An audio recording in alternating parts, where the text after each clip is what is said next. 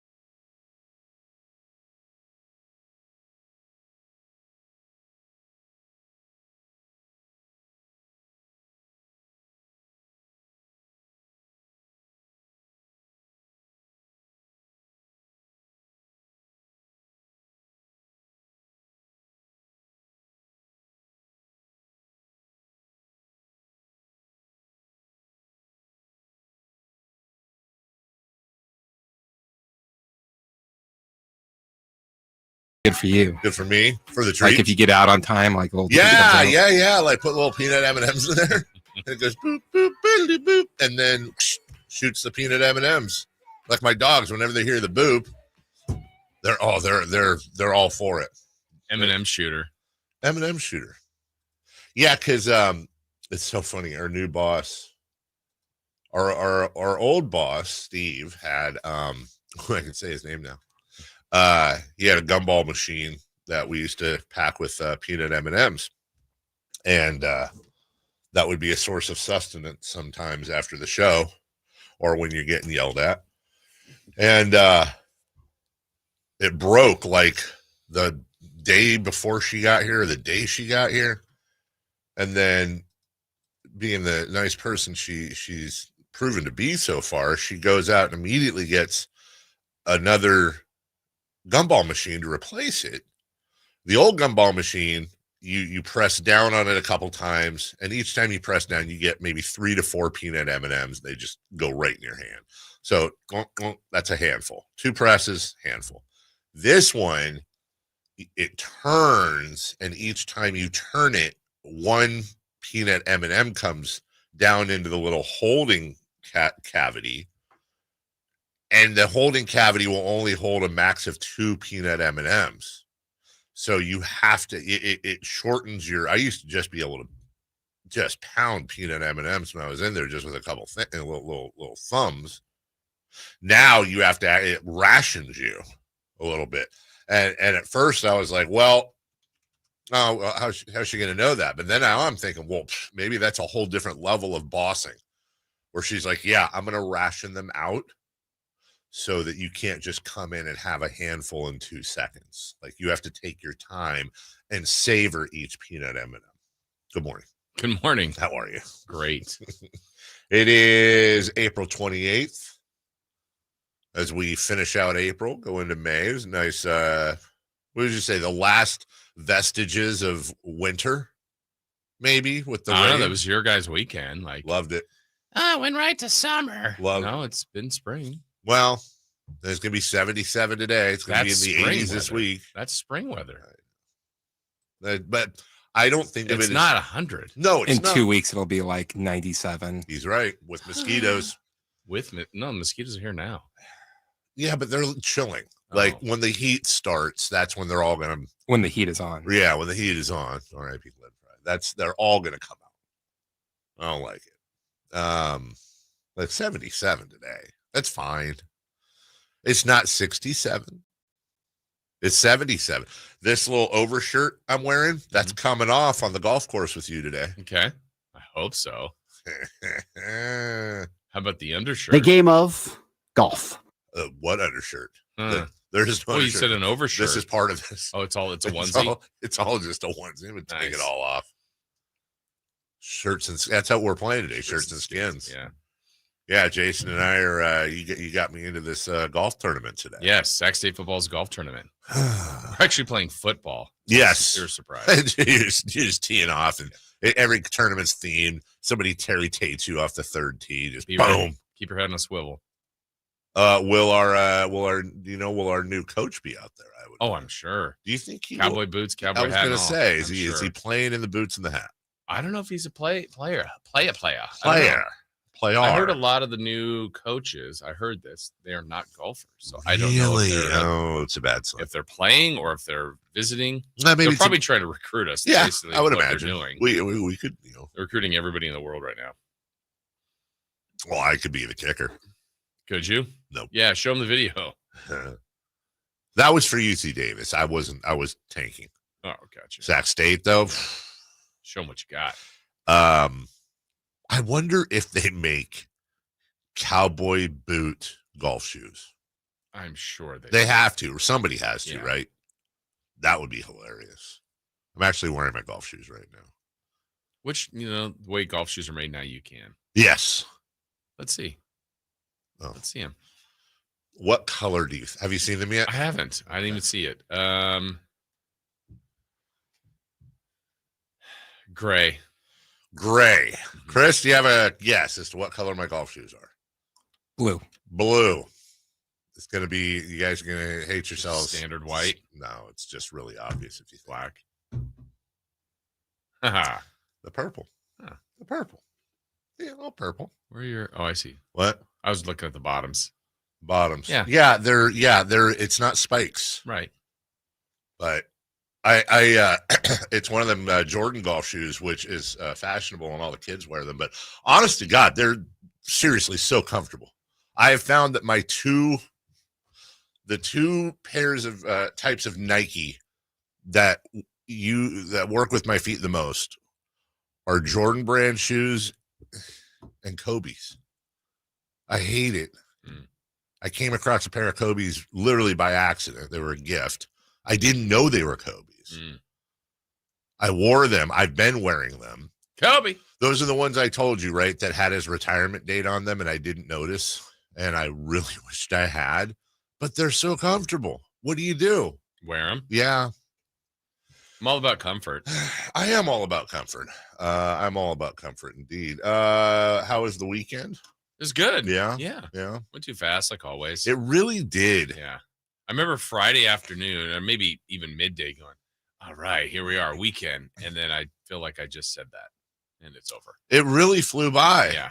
And the thing is I finally, this was a project, not a project weekend, but there was a lot of, we had the little room we use for our office had been cleared out forever because of the toilet overflow upstairs and all that. Right. So this is the weekend where finally, we had finally put everything back in, but all of the cords, there was a giant plastic storage box filled with equipment and cords. And I don't know how, but somehow there had to have been 150 different cords, from USB-C plugs to mice to work with the computer, to God knows what, adapters. And they all managed to be in one giant ball that was all tangled together. So I literally am going through each one, untangling it, and then making these piles. And then you have to try to you have to keep the ones to plug everything back in. So I had to, reset up the computer and monitors and all this crap. Excuse me. Or store them. So my storage system is now Ziploc freezer bags with whatever it is written on Sharpie. And Chris found cowboy boot golf shoes. Look at that. Wow. See, one of these days soon, this isn't a shot at Chris. This is super hard. I hope they make it easier someday. We'll just have the ability to put these on the YouTube for everybody to see. We need to do better. That's my resolution this year, by the way, to figure out a way, because I could even probably do it for me, figure out a way to, for example, when we're talking about that, boom, they go up on the screen. Or hey, we're playing this highlight off of Twitter, boom, it goes up on the screen. I feel like that would improve the experience. But as of right now, you have to resize it and throw it in there. And meh. Seems like a pain in the butt. Well, I'd have to download it and then. Yeah, it's just. So, anyways, I now have a very organized. I found that I have about 17 lightning cables for Apple phones. The thing is, man, and this is, I don't know if this is a guy thing, a dad thing, or just a human thing, but I save all of them because I'll need them someday. Like, I have a whole 2 freezer bags filled with adapters, like plug adapter, like chargers, like a DC charger. Like, here's the plug, and then the other end goes into something. Is it a computer? Is it a laptop? Is it a massage gun? Nobody knows. Yeah. Nobody knows, but I have them because one day I'm going to pick up an electronic item, and I'm going to need to charge it. Where you put it. Right, and then there it is. Where's to the freezer bag? Mm-hmm. Yeah, to the freezer bag. So everything's charged up. What was the other thing I found? I thought of you. So in this box, I'm actually ashamed of this. In this box, I found 6 Amazon Fire Sticks and 4 remotes because I'll run out, or I'll be missing one, or I'll want to take one somewhere, and then I don't know what happens, but apparently they all went in that box. So I spent a good portion of yesterday, excuse me, a good portion of yesterday trying to match up the Fire Stick with the remote. And then if it didn't match up, I had to like redo the remote and all that. Because I used to have the regular Fire Sticks, but then it turned out that they have this new Fire Stick that will, you can play Xbox games off of it, but it has to be the new Fire Stick. So then we redid the Fire Sticks about a year ago, but then I have the old. If anybody here needs a Fire Stick. So that made you think of me? It made me think of you because I thought that you would laugh that I have that many stupid Fire Sticks in this box just sitting there that I'm never going to use. You're not wrong. No, but it's kind of fun to go through sometimes when you go through stuff like that. You go, oh, I've been looking for that. Oh, there's that charge. Oh, there's that cord. Oh, now I have that. Now I can charge that thing. I found something to a massage gun that we had. Now we have that. I haven't been able to charge that. Now we have the charge gun. Be able to. I should bring charge gun. Yeah, I should be able to bring it in. Would that be weird? Is that weird? Like if I brought in a massage gun and I just was like holding it to one of your shoulders, like, oh man, doesn't this feel great? It doesn't get awkward after a while. No, not for me. Chris? Doug used to bring his in. Who did? Doug. Yeah. Really? All the time. But would he use it on people? Himself? Yeah. What would he do? Just massage? What was he massaging? Thigh? Yeah, sometimes. Okay. Neck. Wow. And then next thing you know, he's a head coach. Yeah. Must have worked. Big show for you today. A lot of stuff happened over the weekend. Just a heads up, Jason and I got to get to this golf tournament. So if you didn't hear, wouldn't that be amazing if we could just get to the driving range right now, do some putting. When are we going? Get a nice breakfast. We're going to head out at 9:30. So we're going to re-rack Mason Miller from Friday. And then Chris and Alan and Kyle are going to take celebrity birthdays. Mayhem. Yeah. Maybe.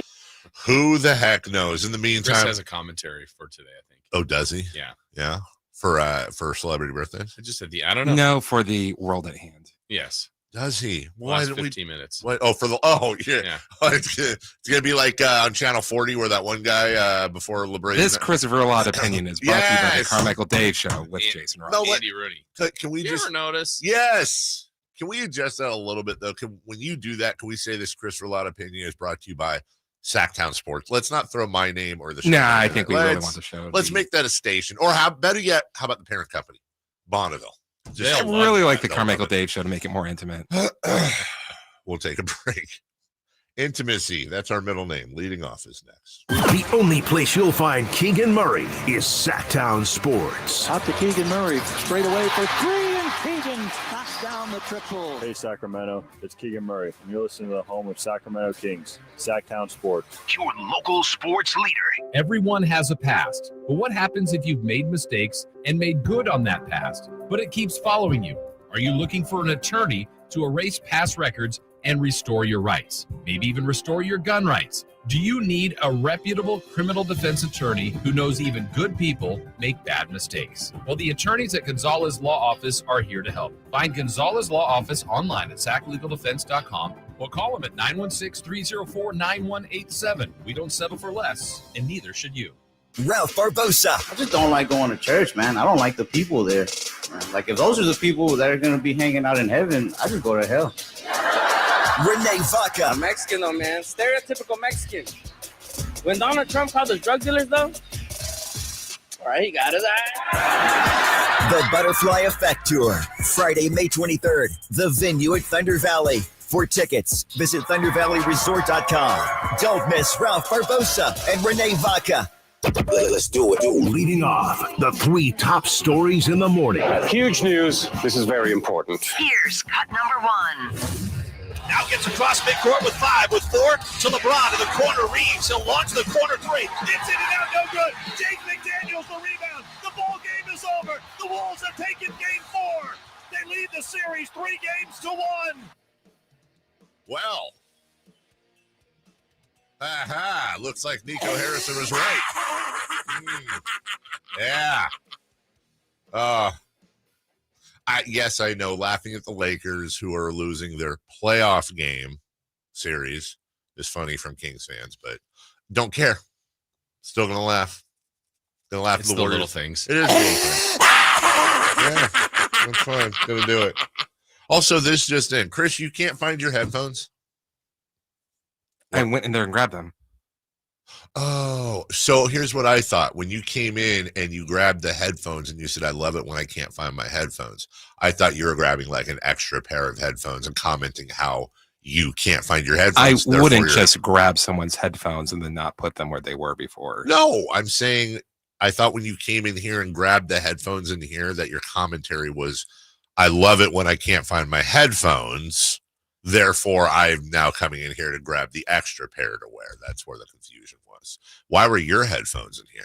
I'm guessing someone didn't have their own and they just took them in there to and then didn't put them back. And then didn't put them away. And our PD just put out a thank goodness, an email just last week saying, hey, we're in a shared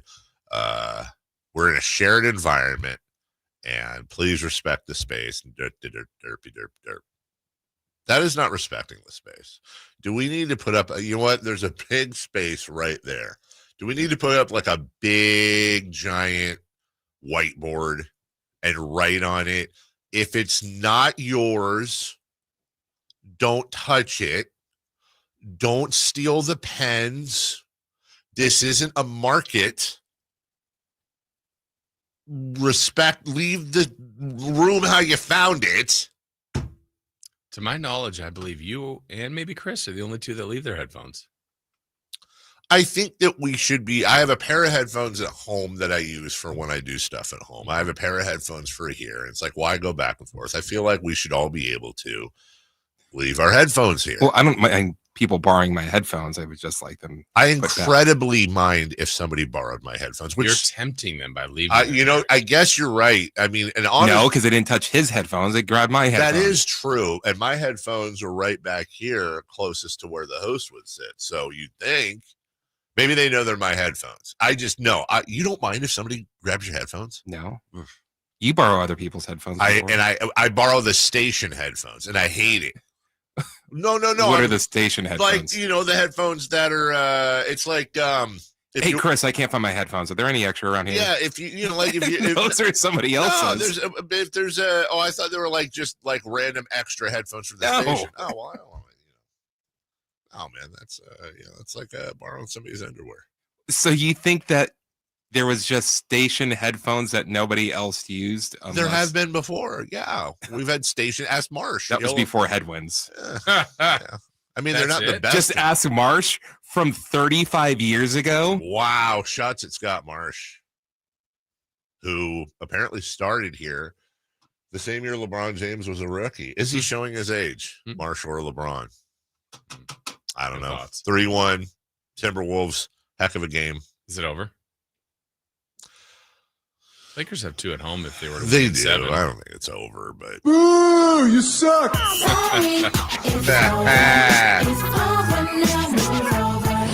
streak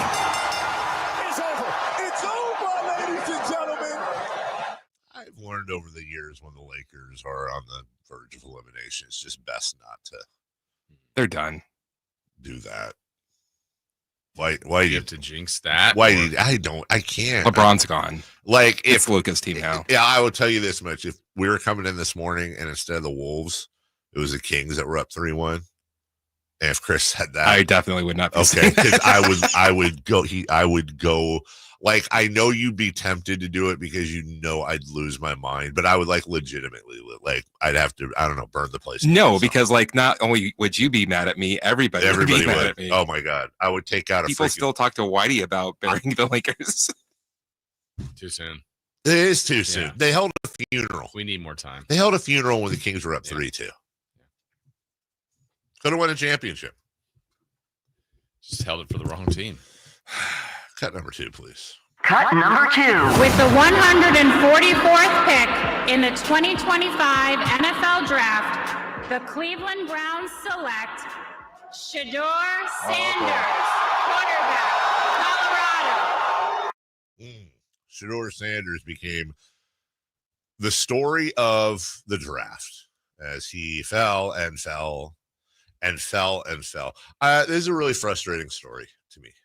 Very frustrated over it. Yeah. And I want to talk about it. Well, we can. We're going to. Yeah. But I really want to get into it, and I can't. You can't? Because I can't. Here's why. I'll just be honest. Because there's a lot of talk over institutional racism. Okay. And my instinct at looking at it is like, well, hold on a second. I mean, the first pick in the draft was a person of color. Like, is this racism?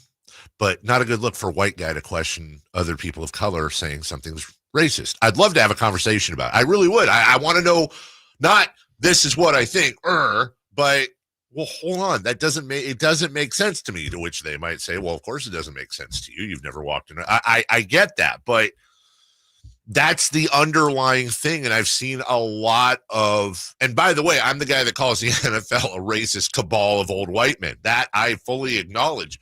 But also the NFL would shoot their own mother to be able to win a ball game. You know, there's no, if they think somebody will help them win, but then Johnny Manziel was like an alcoholic and went in the first round.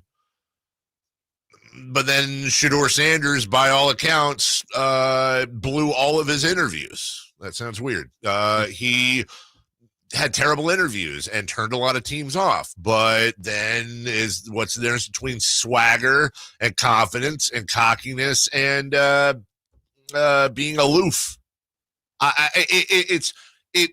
There's the sports radio level of this conversation, and then there's the actual human level of this conversation. It frustrates me that we can really only do the surface.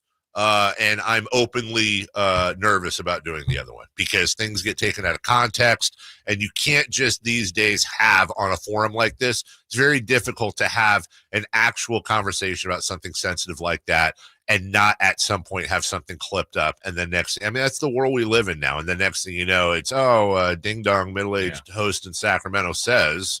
It's like, no, I really want to learn about it. And if somebody believes that Shaduer Sanders fell due to a racial component, it sure doesn't make sense to me on the surface, and I'd love to be convinced otherwise. I truly would. Yeah.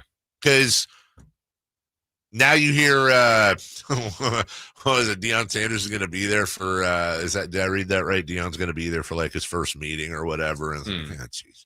Then again, and I'm a little passionate about this because I went through the whole Deion Sanders thing at Florida State. I've known Deion Sanders or of him for 40 years, and Deion Sanders is one of the hardest working. His work ethic is insane. He's one of the hardest working, best teammate. You ever heard Deion Sanders is a bad teammate?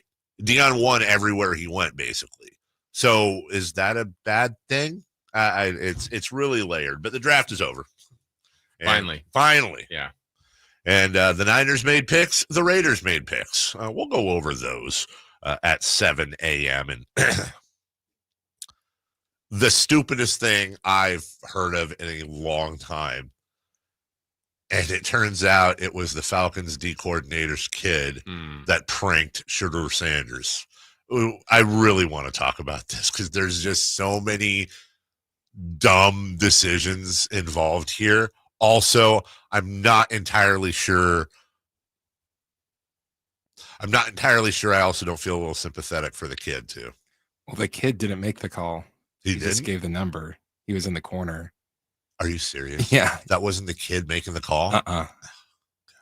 So that kid's getting off pretty scot-free. Like, look, it was stupid and idiot and dumb, and the guy should be mowing lawns and God knows whatever other. But also, it's like they're stupid kids. And it wasn't even the only one that happened in this draft. That dude, really? Yeah, there's another one.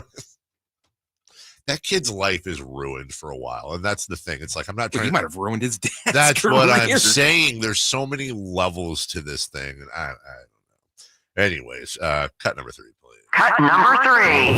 On base twice against the soft bouncer past the mound off the third base side. Jackson, he barehands it and throws it away at first. It goes right on by Berger and down the right field line, and now Ramos around second, heading for third. The throw, it goes wild. It goes over to the sidewall. He jumps up. He heads home, and the game is over. It's a Little League home run.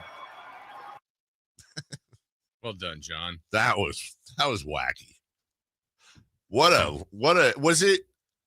Wasn't it in this series too, or was it the series before? Didn't somebody just? Oh no, it was the Brewers. Wasn't it Yelich that just? It was like a line drive, or like a nice little fly ball to left, and he just booted it. I swear that happened. The Giants have been getting some. Look, man, take advantage of it. Yeah, absolutely. The A's and the Giants walked it off. A's fans, don't be sensitive. We played that because it was the funnier walk off. We'll get to the A's story a little bit later. You go to any games this weekend?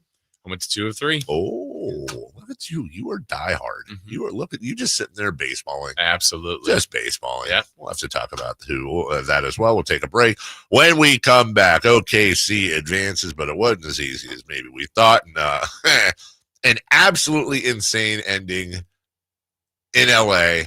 Nuggets Clippers. I have questions. I still have questions. We'll take a break. We'll come back with that next. You never know what you might hear when listening to a Sacramento Kings game. Out of Keegan, going for another triple. Man, is he feeling it. Keegan, can he do it? Yes, there's number 11, Keegan Murray. Keegan steps back. He just knocked down his 12th three-pointer, a Kings franchise record. He's got 45 points. Never miss a moment of Sacramento Kings basketball with Sacktown Sports and the Sacktown Sports app. I'm still going for it, even with higher stroke risk from atrial fibrillation, an irregular heartbeat not caused by a heart valve problem. Over a 3-year study, Eliquis apixaban tablets reduced stroke risk better than warfarin, and over 97% of Eliquis patients did not experience a stroke. A first stroke occurred in 2.9% of warfarin patients versus 2.3% of Eliquis patients. Don't stop taking prescription Eliquis without asking your doctor. It may increase your stroke risk. Eliquis can cause serious and in rare cases fatal bleeding. Don't take Eliquis if you have an artificial heart valve, abnormal bleeding, or antiphospholipid syndrome. While taking, you may bruise more easily or take longer for bleeding to stop. A spinal injection while on Eliquis increases risk of blood clots, which may cause paralysis, the inability to move. Get medical help right away for unexpected bleeding, unusual bruising, or tingling, numbness, or muscle weakness. Medications such as aspirin products, NSAIDs, SSRIs, SNRIs, and blood thinners may increase bleeding risk. Tell your doctor about all planned medical or dental procedures. Learn more at Eliquis.com or call 1-855-ELIQUIS. If you're 55 and up, T-Mobile has plans built just for you. 2 lines of unlimited for just $30 a line. That's a 45% savings compared to Verizon and AT&T. But don't just take our word for it. It's not just the savings that are great with our T-Mobile plan. There's all this value from all these other things that T-Mobile offers. T-Mobile has been such a savings for us. We love it. Switch today and get 2 free 5G phones like the Motorola Edge with Turbo Power charging that gives you power for the day in just 15 minutes. And customers 55 and up can get 2 lines of talk, text, and data for only $30 a line. Go to T-Mobile.com/55 to learn more. With 24 monthly bill credits and 2 new lines with autopay for well-qualified customers, plus taxes, fees, and $35 per line connection charge. Credits end and balance due if you pay off early or cancel. Contact us, plus $5 per line without autopay. Debit or bank account required. 45% off 2 lines versus AT&T Starter and Verizon Welcome. Plan benefits vary. See details at T-Mobile.com. Motorola Edge requires 68-watt charger. Charger sold separately. Actual performance will vary based on usage and configuration.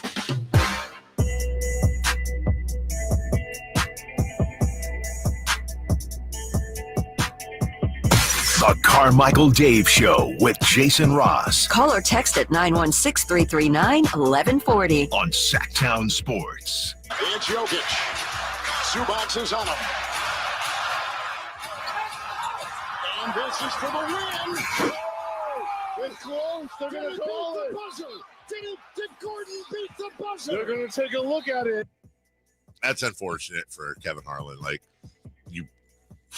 you want to make the amazing call, but also never seen an ending like that. And the Clippers, there was one with the Suns in the playoffs. What was it?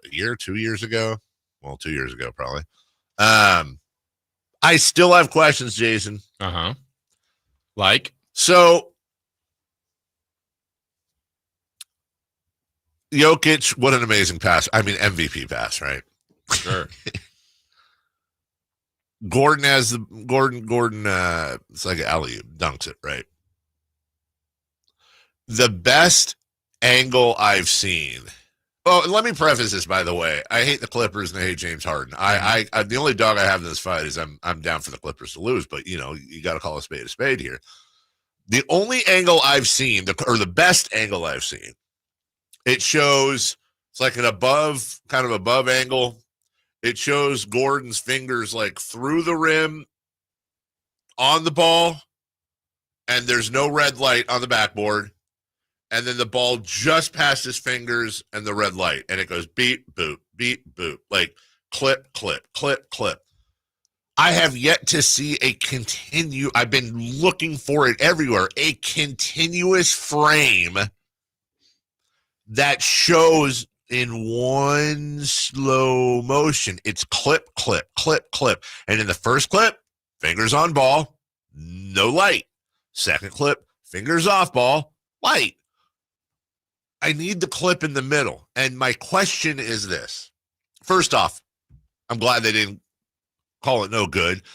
When it's that close, it's an awesome play. Let it happen. Yeah. I'm sure Clippers fans would not like that, but just that you have to know for certain. 100%. Right. And they made the call on the court, and thank God, because had they made the opposite call, I don't think that gets overturned either. That's a whole ball. That's a playoff win. That's a road playoff win. It's huge. Evening the series. But what I also still don't have a complete and full explanation of the rule that applies there, or maybe the rule that doesn't apply there. Here's what I mean. In any shot, if the buzzer goes off, the red light goes on the backboard, if any part of your finger is still on the ball, it's no good. Full stop. It's no good. You're shooting a three, it's a tip, whatever it is, it's no good. What I still am wondering, I think you and I talked about this on the phone briefly.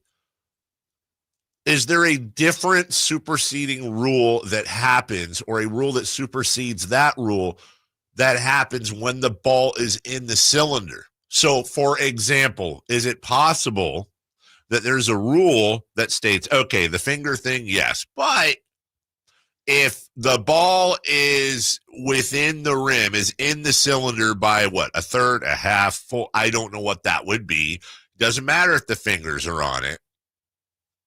It's once it is a field goal the moment it's submerged within the rim. I don't know that. I don't think so. I don't know that. I just want to know. I don't think that's the case, because in theory, I'm trying to do your example. Yeah. So the cylinder, I could literally be holding the ball like this around each side of the ball with half of the ball through the cylinder. Sure. But my hands are still on it. No basket. No basket. I believe that. I believe you're right. I just want to know. Yeah. I just want to know, because I know, like, if the ball goes through, you're using the cylinder as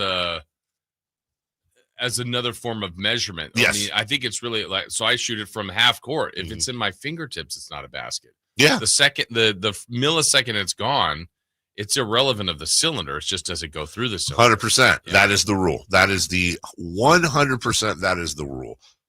And my only question simply, and I agree with you. I guess it would be if someone's dunking is what you're talking That's what I'm saying, because if, like, for example, if the Vince Carter elbow hang dunk, right? Okay. So if Aaron Gordon had the ball was completely through the rim and was like at the bottom of the net, and you see like his forearm and his hand through there, but his fingers are still touching the ball that is all the way through the rim and is at the bottom of the net, but his fingers touching, no basket? I've always thought that it was a basket once it goes through the rim. That's what I'm saying. That's where I want some clarity. And isn't that the rule though? But does the ball have But to if he's still touching it. The only thing that we're worried about with the touching is when you're shooting. No, but see, But you're still shooting. That's my question. That's what's not clear. And is it the whole ball? Is it half the ball? Is it a third of the ball through the rim? Does the entire ball have to clear the rim in order for your proposed thought rule to take place? I want clarity on that. Well, it's not a basket if it doesn't go through. No, I understand that. But what I'm saying is in your world, which may be true, and I'm agreeing with you sort of, also kind of agreeing with Jason, if your fingers are still on the ball, but the ball is in the cylinder going through, you're saying basket, but I'm saying, is there clarity on how much of the ball has to be below the rim? The whole thing? Because it wasn't. 100% it was not all the way through the rim. Half of the ball? Just the tip? I don't know. I don't think you could be touching the ball. That's my belief. I could be wrong. I think if I had to bet, I think you're right. Just Jesus, can we can Jonathan referee come out and be like, here's the rule? I wish there was like a honest to God, if they should. Oh my God, what an idea. Dude, can we get a referee tip line? I would straight pay $2.99 a minute for this. I would call up. How about a hotline where you can literally talk to this is a really good idea for an ex-NBA ref. Imagine a hotline where you can call and you can or text and you can ask very specific. You're an idiot. I think Jason figured what it would be used for. I mean, well, okay, and let me tell you something. If I'm that ex-ref, I will take $3 every time you call me an idiot. 100%. As you cost me $1 on my bet. As someone who worked in that field, it is not fun, and at some point, it's not worth the money. What reffing? No, I'm trying to remember, like taking phone calls type of thing. Oh yeah, I've been there. Yeah, but you were selling something. Yeah, I was. Still not fun. Well, all right. I What are you selling over there? Yeah, selling stickers. Yeah. All right. Yeah, that was my only question. From the 916, it's obstruction if you touch the ball when it's in the cylinder, regardless of if you shot it or not. Well, that can't be true because then every dunk is obstruction. You're touching the ball in the cylinder. Then that would negate pretty much every dunk unless you threw it down from above the cylinder. So there's obviously now, if you're the offensive player and the ball is rimming around and then you tip it through, yeah, that's in the cylinder. That's no basket. If you're a defensive player and the ball is rimming around or bouncing around, it is in the imaginary circle at the top of the rim. Imagine it as a light cone that goes all the way to the ceiling of the arena. If the ball is within that any part and you touch that, offensive or defensive, it's either goaltending or no basket. Are you guys remembering a play? It was this year, and I believe it was Malik Monk who had a Malik dunk. It's right here from the 5-3-0 when Malik's dunk bounced off his head. They said the ball has to go through the net completely to be a field goal. Because it was through the rim. Yes. And his head came, like he was dunking and his head came through and boop. Okay. And it popped out. So same idea. That is a last second shot. That's waved off. Right? They waved it off in regulation and not a last second. I know this would never happen. So Malik Monk dunks the basketball as Keegan Murray is jumping and the ball goes off Keegan's head before it goes through the net and goes back up through. No basket. Through the net. The what? Well, like, so he's jumping it didn't go all the way. Yeah, he's jumping up towards it somehow. Well, it's the play that Malik did. He did the very same thing. It hit his own head and didn't go through. So if it has to pass through the net to be a field goal, then it is just the touch. And I just, again, you know the angle I'm talking about, right? It's clipped. Mm-hmm. I hate that it's clipped. It's like Zapruder film. Like, why is it clipped? Why can't we just see a continuous frame rate? I know they've got it. Just continuous frame rate. Even then, I don't know that it would be very difficult to ascertain whether or not, like, the skin of the fingers is on the next frame it gone? I mean, that's what, maybe it's not clipped. Is that the frame to frame that you're saying? I don't know which one. Yeah, and it just goes from like you see his fingers go there's got to be a frame in here. Yeah. The ball has to go through the net completely. I don't know why, but this person says saying field goal said felid goal, F-E-L-I-D. No felid goal. Who's spending more time on this field goal today than us? Yeah. Not Dirt and Sprague. Not Dirt and Sprague. OKC advances. Wasn't as easy as wouldn't have beat the Kings. No. Well, hey, here's a thought for Kings fans today. The Kings got smoked at home by Dallas, who got smoked by Memphis, who got smoked and swept by Oklahoma City. That's the state. That's where your Kings are at right now. As far as being, as far as being anywhere near competitive in the Western Conference, that's your team right now. You got smoked by the team that got smoked by the team that got smoked. You're that now. Styles make fights, matchups, Rockets. I get it, but I suppose this week or next week, I think we're going to start hearing like we're retaining the coach, we're not retaining the coach. I hope so. I would imagine. Yeah. And then I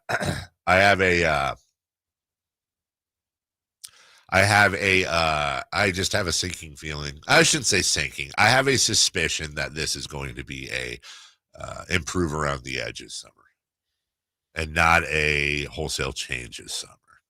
Okay. Although I did have a friend who's a Nuggets fan trying to work out a deal that involved Jokic. No, I wish it was what was it? It was Keegan Murray. Was it Keegan Murray for Jamal Murray? It had Jamal Murray coming to us, Keegan Murray going there, and then I think somebody else on top of that. Chris Murray. That's Portland. A Murray for Murray trade. It's never happened. Eddie Murray. And Murray. Just the one I was trying to think of. Bill Murray. Mm-hmm. Yeah. Brian Doyle Murray, his brother. Wasn't Murray a bicycle? Yeah. Like Schwinn. Yeah. Yeah, it doesn't count. Murray. Was Brian Doyle Murray the one in Wayne's World? Yes. Come bust a move where the games are cool. We'll take a break when we come back. Safe or out, the Giants, the A's, walking it off, and more. We'll get into a little tiny itsy-bitsy bit of baseball next. You never know what you might hear when listening to a Sacramento Kings game. Out of Keegan, going for another triple. Man, is he feeling it. Keegan, can he do it? Yes, there's number 11, Keegan Murray. Keegan steps back. He just knocked down his 12th three-pointer, a Kings franchise record. He's got 45 points. Never miss a moment of Sacramento Kings basketball with Sacktown Sports and the Sacktown Sports app. This is a story of the one. As a maintenance specialist for university housing, he knows college students can major in wear and tear. Plus, housing so many students doesn't leave a lot of room to house all the supplies he needs. That's where Grainger comes in. With over 1 million industrial-grade products and fast, dependable delivery, Grainger carries the quality products he needs so he doesn't have to. From a new door hinge to a whole new faucet. Call, click Grainger.com, or just stop by. Grainger, for the ones who get it done.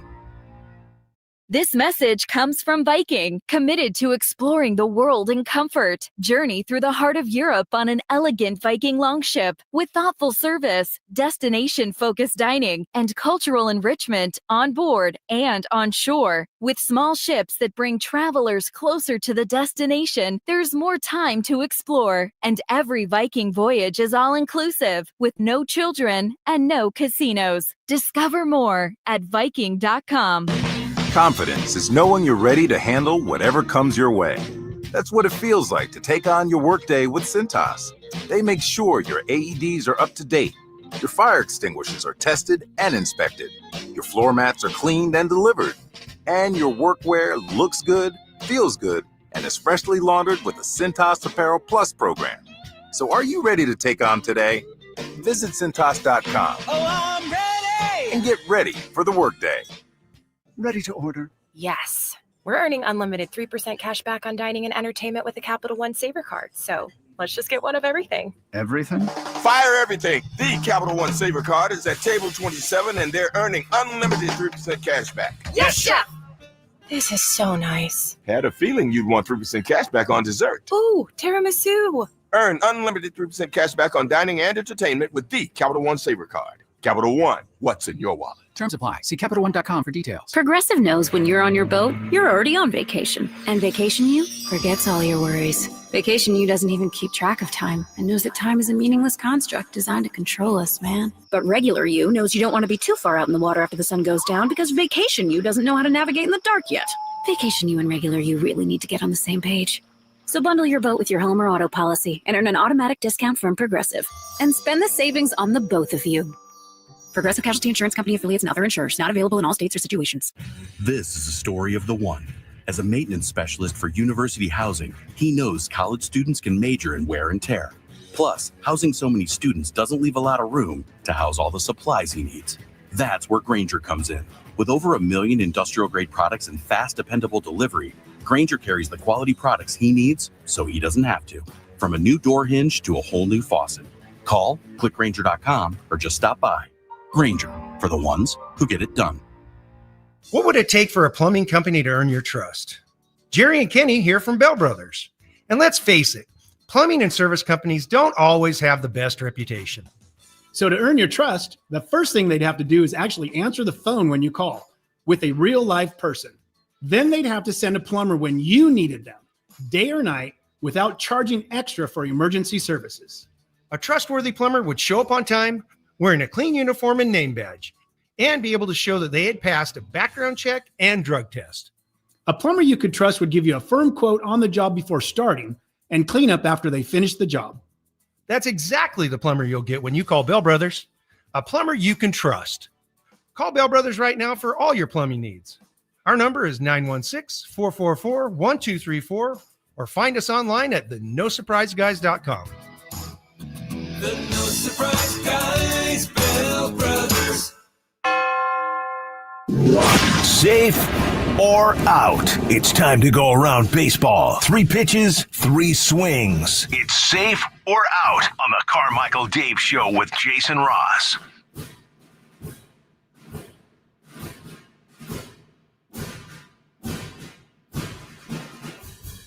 Actually, there is a... Chris came on the air. It's supposed to be off the air. Well, it wasn't anything bad. That could have been a lot worse. Shout out. There is a British scene in Major League 2. There's a British scene in Major League 2? I don't remember. I actually think Major League 2 is incredibly overrated by a lot of people. Me? If you watch Major League as many times as I have, and then you watch Major League 2, half of Major League 2 is recycled Major League 1 jokes. How many people saw Major League 2? Like 5. So how could it be overrated? 3. Because you overrate it. I don't even say that it is better. I say I think I like it more than 1. Was there a third one? Yeah. Yes, there was. Wasn't it Back to the Minors? Yeah, Back to the Minors. There's not that many. I think it's just who is it? It's the Corbin Burnson. Corbin Burnson. He's the owner of the Twins, and it's his minor league team. LA Law's Corbin Burnson. Real quick, social media managers take note. KFC is fantastic with their social media, following 11 Herbs and Spices. We know about that. Well, Shaduer Sanders, after being picked, said, "Thank you, God," to which KFC responded, "The Colonel was rejected 1,009 times before finally landing our famous original recipe. Sometimes all a Sanders needs is a little time to cook. Congrats." This is great work. It's just wonderful work. Save for round question 1. The Giants walked it off yesterday with a Little League home run. Is that the worst way to lose a game? No, but it's pretty bad. I'm trying to think. Okay, worst ways to lose the game. A balk off? A balk off sucks. Balk off. Okay, you're playing. It's like midsummer. You're in somewhere in Texas probably. And you're down to your last strike and with the bases loaded, and like a gnat flies into your eye just as the pitch is coming, and it's a strike. And you go like that. That's terrible. How about a pitch clock walk off? Oh God, that would be the worst. I mean, there's the famous Merkel's boner. Explain. That was the Giants and Cubs at the Polo Grounds where he thought he had a walk-off hit, but he never touched first, and one of the Cubs players went and grabbed the ball. Oh, Merkel. You're down 3, bottom of the 9th, 2 outs. Game 7 of the World Series. Game 7 of the World Series. You're down 3. High drive, deep left field. It is gone. And the guy at first was celebrating so hard you didn't notice and you passed him. Everyone's out. Game over. Same situation. Ball goes into the crowd. Everyone going crazy. They review it. The fan had his hand over Jeffrey Mayer.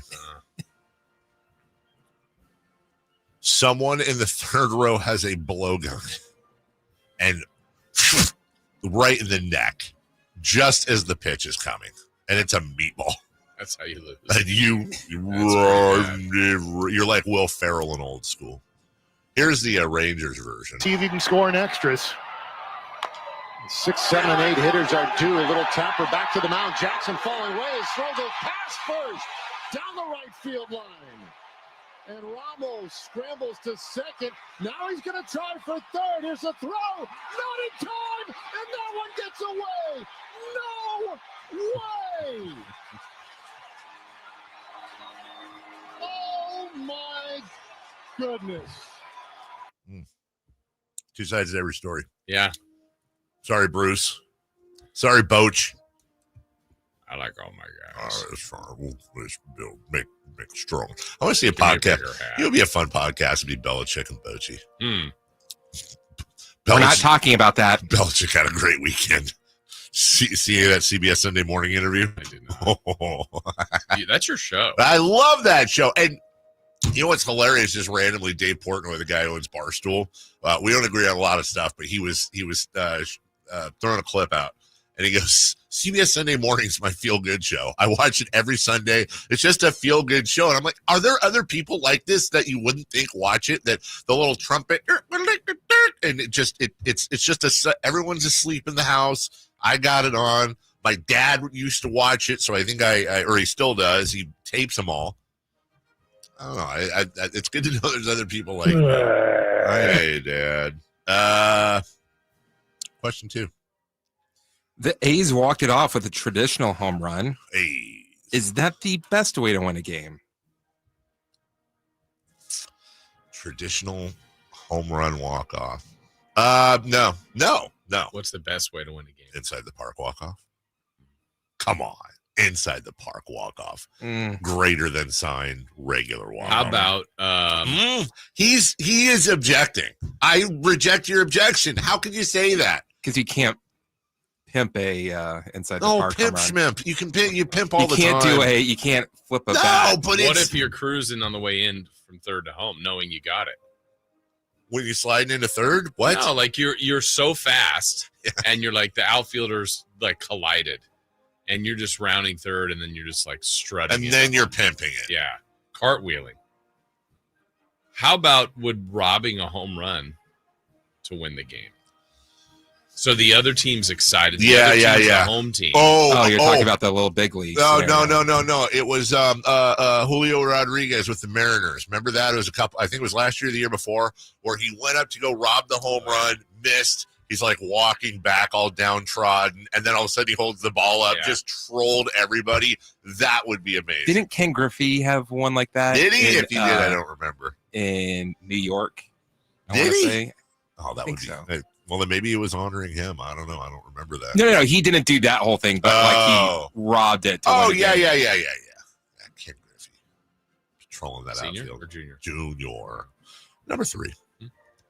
The Giants are in first place and are a half game behind the Mets for the best record in baseball. I didn't put any question marks. Is this the Posey effect? Do tell. I think so. There's just a different feel to the team this year, and obviously they're winning. But even when they're not, they're having fun. People bringing fart machines. They're doing their thing. This is a fun team, the Zaidi team. Now look, I think you have to ask too. Even though there have been some definite additions, Jung Lee and Willie Adames for starters. well, not starters or position players. You get my point.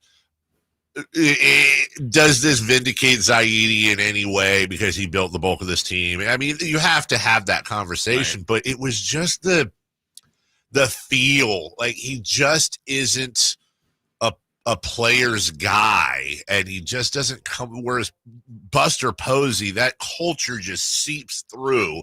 He is a Giants giant, and you can feel that. This seems like more like a Giants franchise now than it has over the last couple of years. Whether they continue this winning streak or these winning ways or not, but I didn't have them half game behind the Mets this year for best record in the league. No. It was like, where can they even?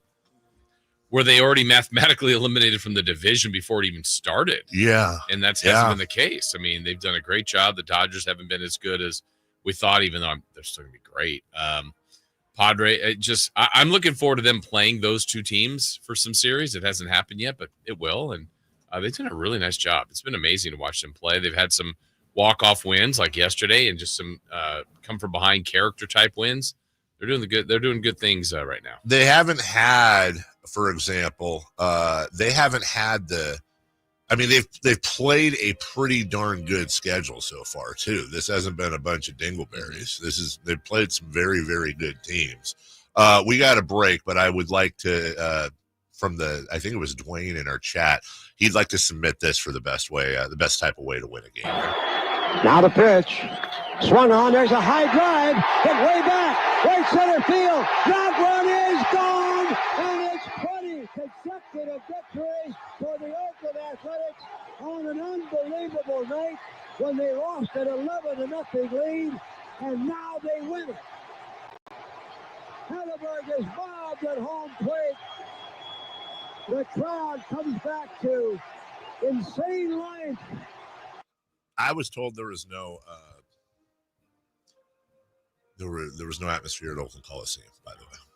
Yeah, when you hit a walk-off to hit a 20-game winning streak, it's pretty good. 23 years ago. 2002 was a pretty good year. Nice. We'll take a break. When we come back, the NFL draft has wrapped up. We'll go through the Niner and Raider picks real quick. Shaduer Sanders and the prank call fallout. We'll do it next. On the move?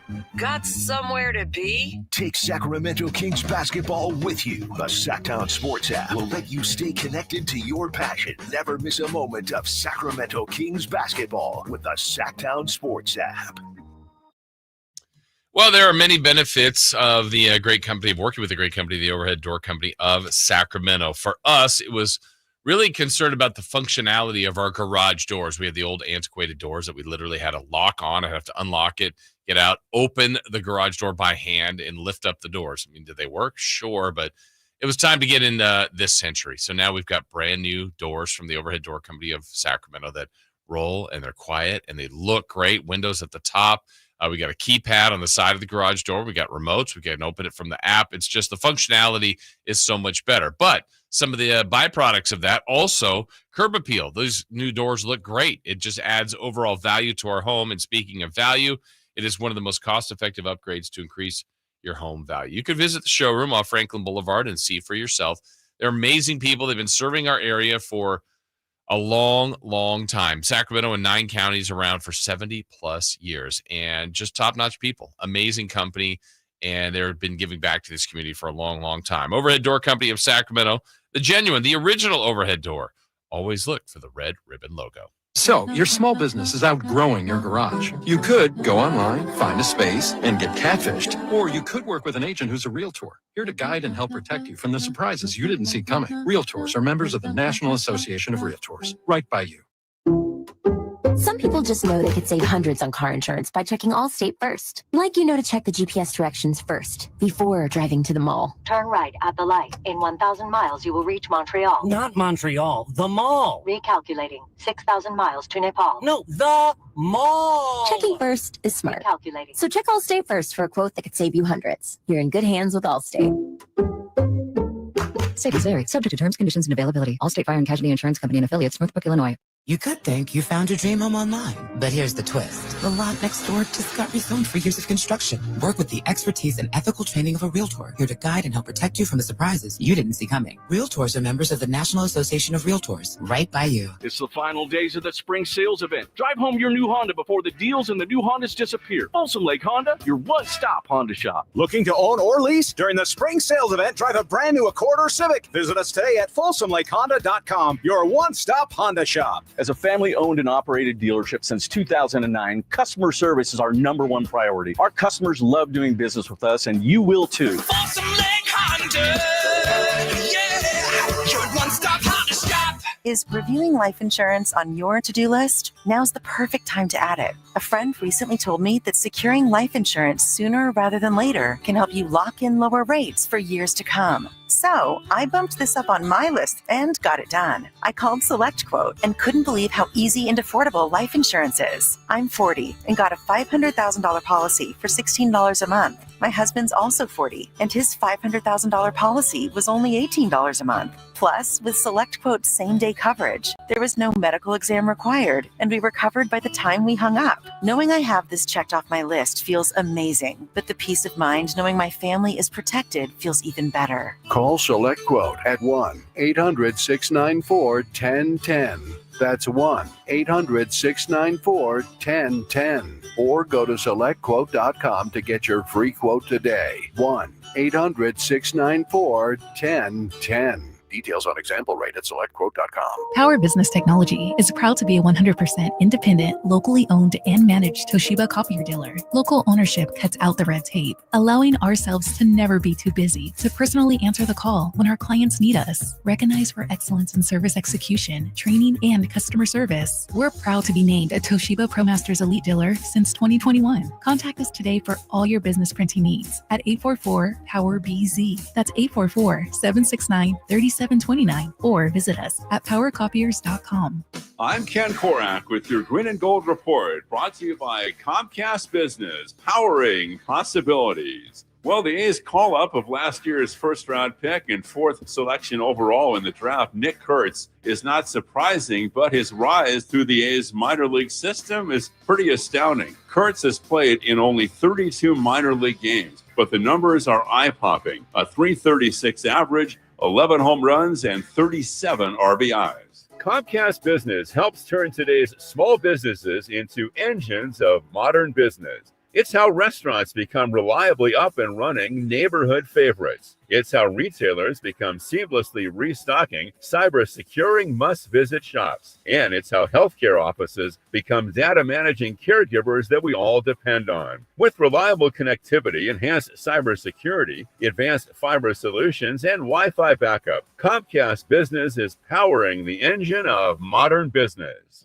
Your local sports leader in the 916. KHTK HD1 Sacramento. KYMX HD3 Sacramento. From the Power Business Technology Toshiba Studios. Sacktown Sports 1140.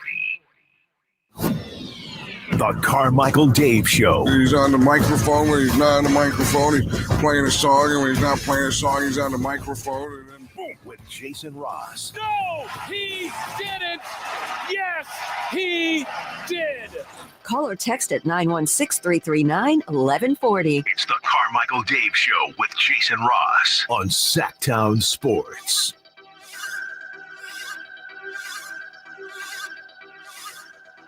All right, so before we get into the draft, there's this thing going around on the internet. I just wanted to address it today. Every once in a while, a question will pop up, and then everybody comments on it. That's a good one. I not really, but it has captured the audience. All right, the question is this: you know what a silverback gorilla is, right? Just like the gorilla, like just the craziest, biggest old gorilla of gorillas. Okay. The gorilla of gorillas. Gorilla. You're worried about the gorilla? So the question is, could 100, let's just call them, 20s and 30s. Huh? Call them? The men. Okay. Call them 20, 30s, good shape, no weapons. Could 100 men who dies first, the 100 men or the silverback gorilla in an all-out brawl? And my thing is this, like, in no way can I imagine the humans come out of this one. At all. How are you beating the gorilla, dude? Just on the massive How did the gorilla get in the zoo? I don't know. Well, yeah, blow it. They didn't freaking hold its hand. I said no weapons. It's hand-to-hand combat. How are you hurting a gorilla? How are 100 guys hurt? I mean, I've really spent time thinking about this. Like, 100 guys, gorilla in a UFC cage, but probably a bigger one. I think both would do damage. I'm not saying the gorilla wouldn't be bruised up a little bit, but like, dude, you could have a gorilla standing there while a guy is just full on wailing shots down on it, like just punching, kick. You're not damaging the gorilla, dude. Maybe if the gorilla was on all fours and you could wind up and just boot it right in the face. Bleeds. It's not a machine. Yeah, but you're just stealing one person now. Okay, so I'm saying, gorilla's standing up. I'm a gorilla. First off, he grabs. And by the way, here's another thing. What you're also not thinking about too is ding, ding. All right, the fight begins, right? Gorilla's grabbing the first dude and like biting his head off and showing the carcass to everybody and then tossing it out of the cage. I'm assuming the other 99 aren't, they know what they're in for. Yeah. Everyone. So I don't think like if the first person his head's ripped off, the others are going, I'm not fighting. No, the assumption is the 100 are fighting. They're all fighting, but I'm saying the first guy. Oh, he's in trouble. He's in trouble, and the other ones. Well, that's your problem. You're going one at a time. They're going to. Okay, so they all descend. You have to do Everyone has to jump up on at the same time. Everybody jumps on the gorilla at the same time. I honestly would wonder if 100 guys could tackle a gorilla, even if they. I think so. You can only get so many with arms around or touching the gorilla. Like there's 100 of them. And I think he's just going to chew through a few, crush a few, and then now you're down to what, 70? Is what would be an equivalent There's body parts everywhere. Of that on a human. Like 100 of what? Like small dogs? Nah. Mid-sized dogs? I mean, but dogs like it's got to be something that could use. But the problem is that humans don't have claws, or like we're not biters, and we don't have claws like dogs. If you're in the situation, I mean, I get it, but like, okay, let's even go with that. Guys, men biting the gorilla, you're not even getting through the fur. Punching, kicking, right? Grabbing at the eyes, poking, grabbing at the, yeah.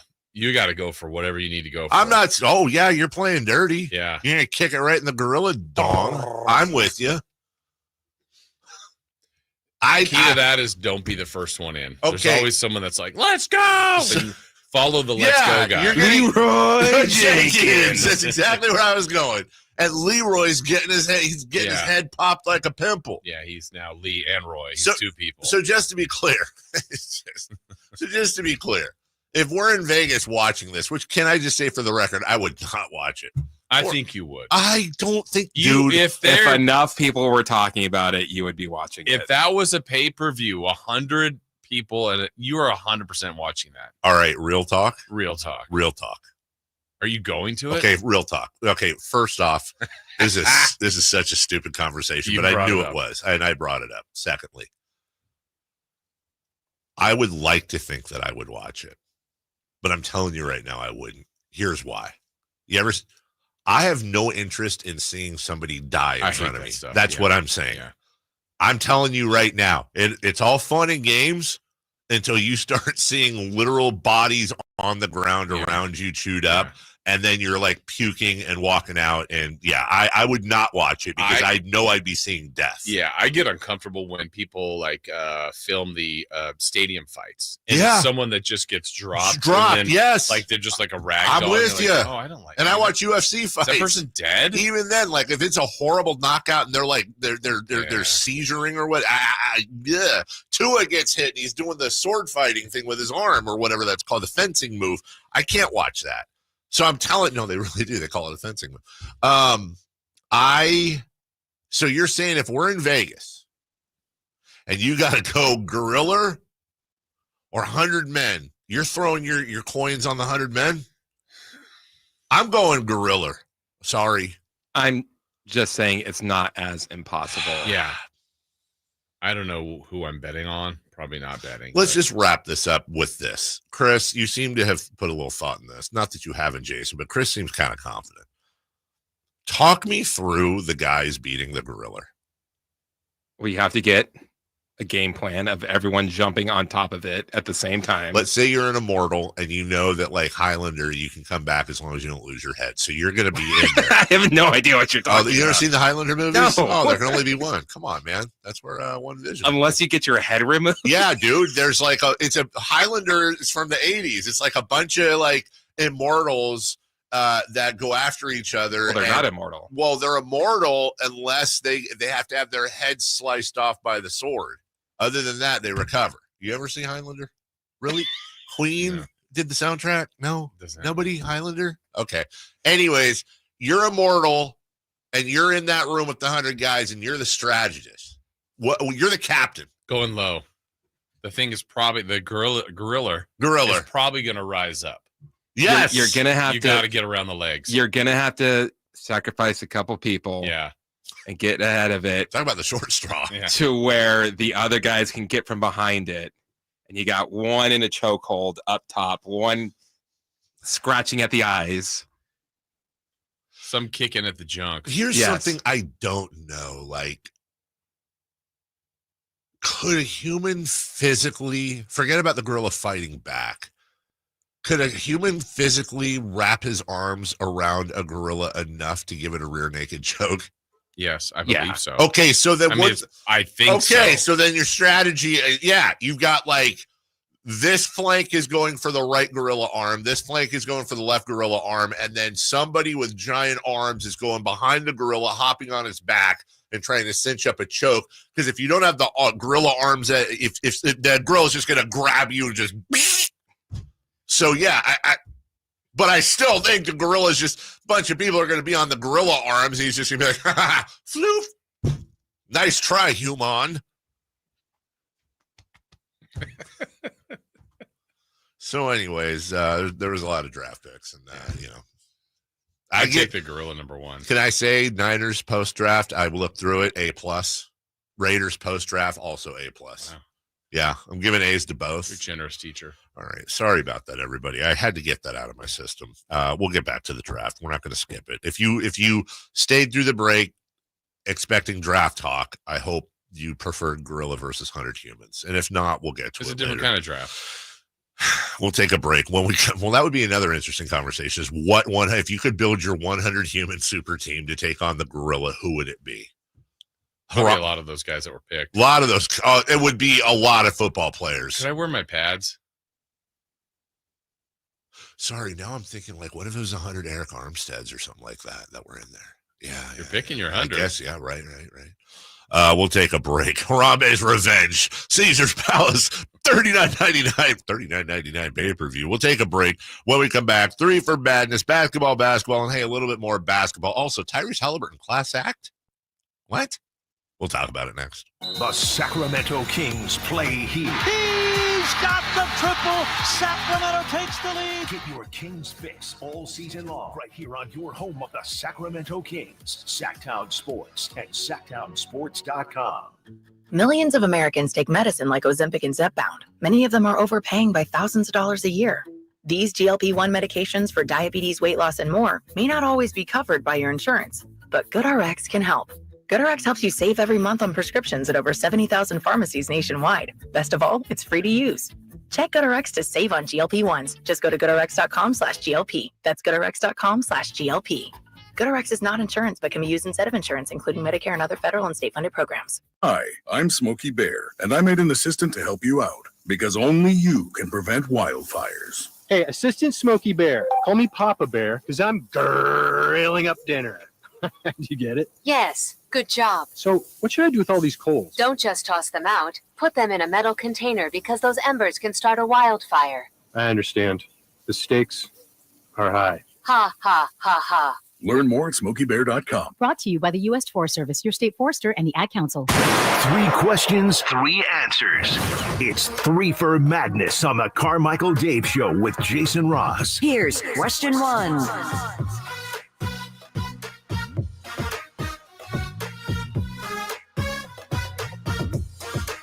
There's a lot of arguing about this going on right now.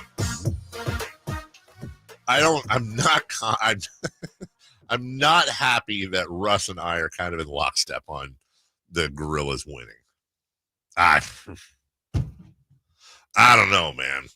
Coming up later today, we've got a pair of tickets, 3-day passes even, so it's kind of like 6 tickets if we're being honest, right? Mm-hmm. To the Monterey Sports Car Championship.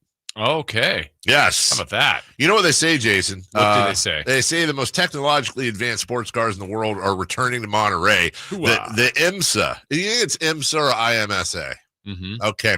WeatherTech Sports Car Championship of Monterey showcases its top classes, familiar names, and teams where fans of all ages can see, hear, and feel the action. Hit up the Folsom Lake Honda hotline a little bit later. We'll throw out the caller number as well. That's May 9th to 11th at Laguna Seca. It's a fine time to leave me, Lucille. Also a fine time to be out there. That's going to be a beautiful, beautiful weather if it doesn't rain.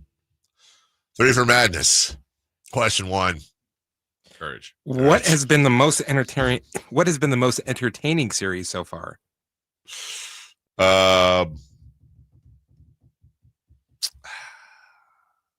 Well, Knicks Pistons has been really entertaining. Probably Rockets Warriors. I was thinking that one. Yeah, I think so. It's just fun to watch. And like Dylan Brooks is like a little mini Draymond, and they're going back and forth, and and plus it's been a good series, and I still think it's anybody's ball game in the series itself. I mean, look, Knicks, the Pistons kind of got screwed. They blew that call. Mm-hmm. I'm not saying the Pistons would have won, but those games have just been, for the most part, incredibly well. They've all been really incredibly close. Oklahoma City series, whatever. Honorable mention, Jason. Obviously, Clippers Nuggets. Yeah. If you picked either of those two, I wouldn't be mad at you. Yeah, I'm going to lean Warriors Rockets. I've been entertained by that. I think you're right though. Pistons Knicks. Every game has been great. It's come down to the end, but I think the attitude, the feel of the Warriors Rockets is number 1 for me so far. Question 2, please. Question 2. Do you think the refs got the call right in the Denver Clippers game? Yes, I do. And I think, like Ty goes to the runner. When in doubt, let the awesome play happen. Now, I know Clippers fans probably aren't happy about it, and I don't blame them. If that happened to Kings fans, if that was the Kings and that happened, all we'd be doing today would be Zabruder filming that back into the left all day long. But them's the breaks. It was a hell of a play. Again, we all talk about the dunk. We're not talking enough. I insist. We're not talking enough about the pass. The air ball? The pass. Amazing. Jokic double teamed beyond the arc, turn around, fling to Aaron Gordon. Now, some people might say that was a shot attempt. Clearly. MVP. MVP. You know who doesn't have that in their bag? Shea Gilgeous-Alexander. Yeah, because he makes it. He doesn't. The thing I think they got it right. Yeah, I do too. That's a tough one. It's a tough play in real time as well. It's super close, but again, call stands as the way they called it. I think they got it right. I think they got it right too. And even if they didn't get it right, they got it right. Yeah. If that makes sense. Number 3, please. Question 3. If the Lakers lose this series, does that take any heat off of Nico Harrison? I think it takes a little bit. Do you? A little bit. I think you're already kind of seeing this shift.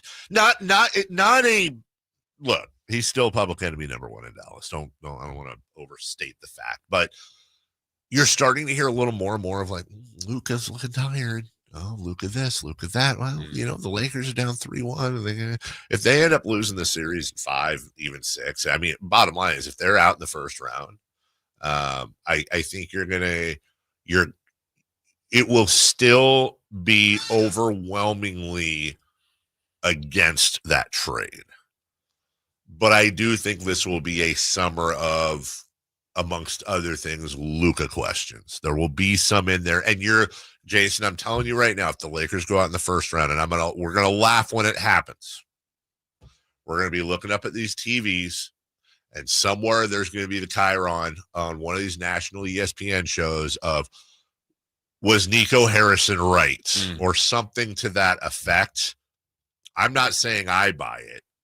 Even if he was right about Luka Doncic, the one thing that will never be able to be explained to me is, then why didn't you give it an open market? Yeah. That was not enough. You could have gotten you could have gotten an absolute ransom for Luka Doncic, and you got a guy that played for like 27 minutes, and that's a lot for him to play. I thought all along when the trade was made that Nico's best play was this season. And what I mean by that is with Anthony Davis, with a healthy Kyrie, with what Dallas was saying, defense wins championships.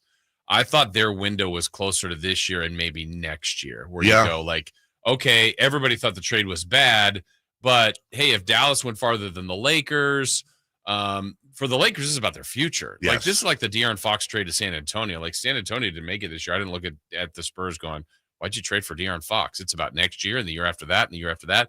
For Luka, you try to win one with LeBron this year, and they're still not out, but they're in big-time trouble. I thought this was about the Lakers having Luka for 10 years. I think it as is. Opposed to, like, if they lose in Game 5, it's not, oh, Nico was right. To me, it's more like, you just don't have Luka anymore. And the Lakers do. So I didn't think of the Lakers as a championship team this year. I never did. No. And but you mentioned it. There's a clock ticking with LeBron.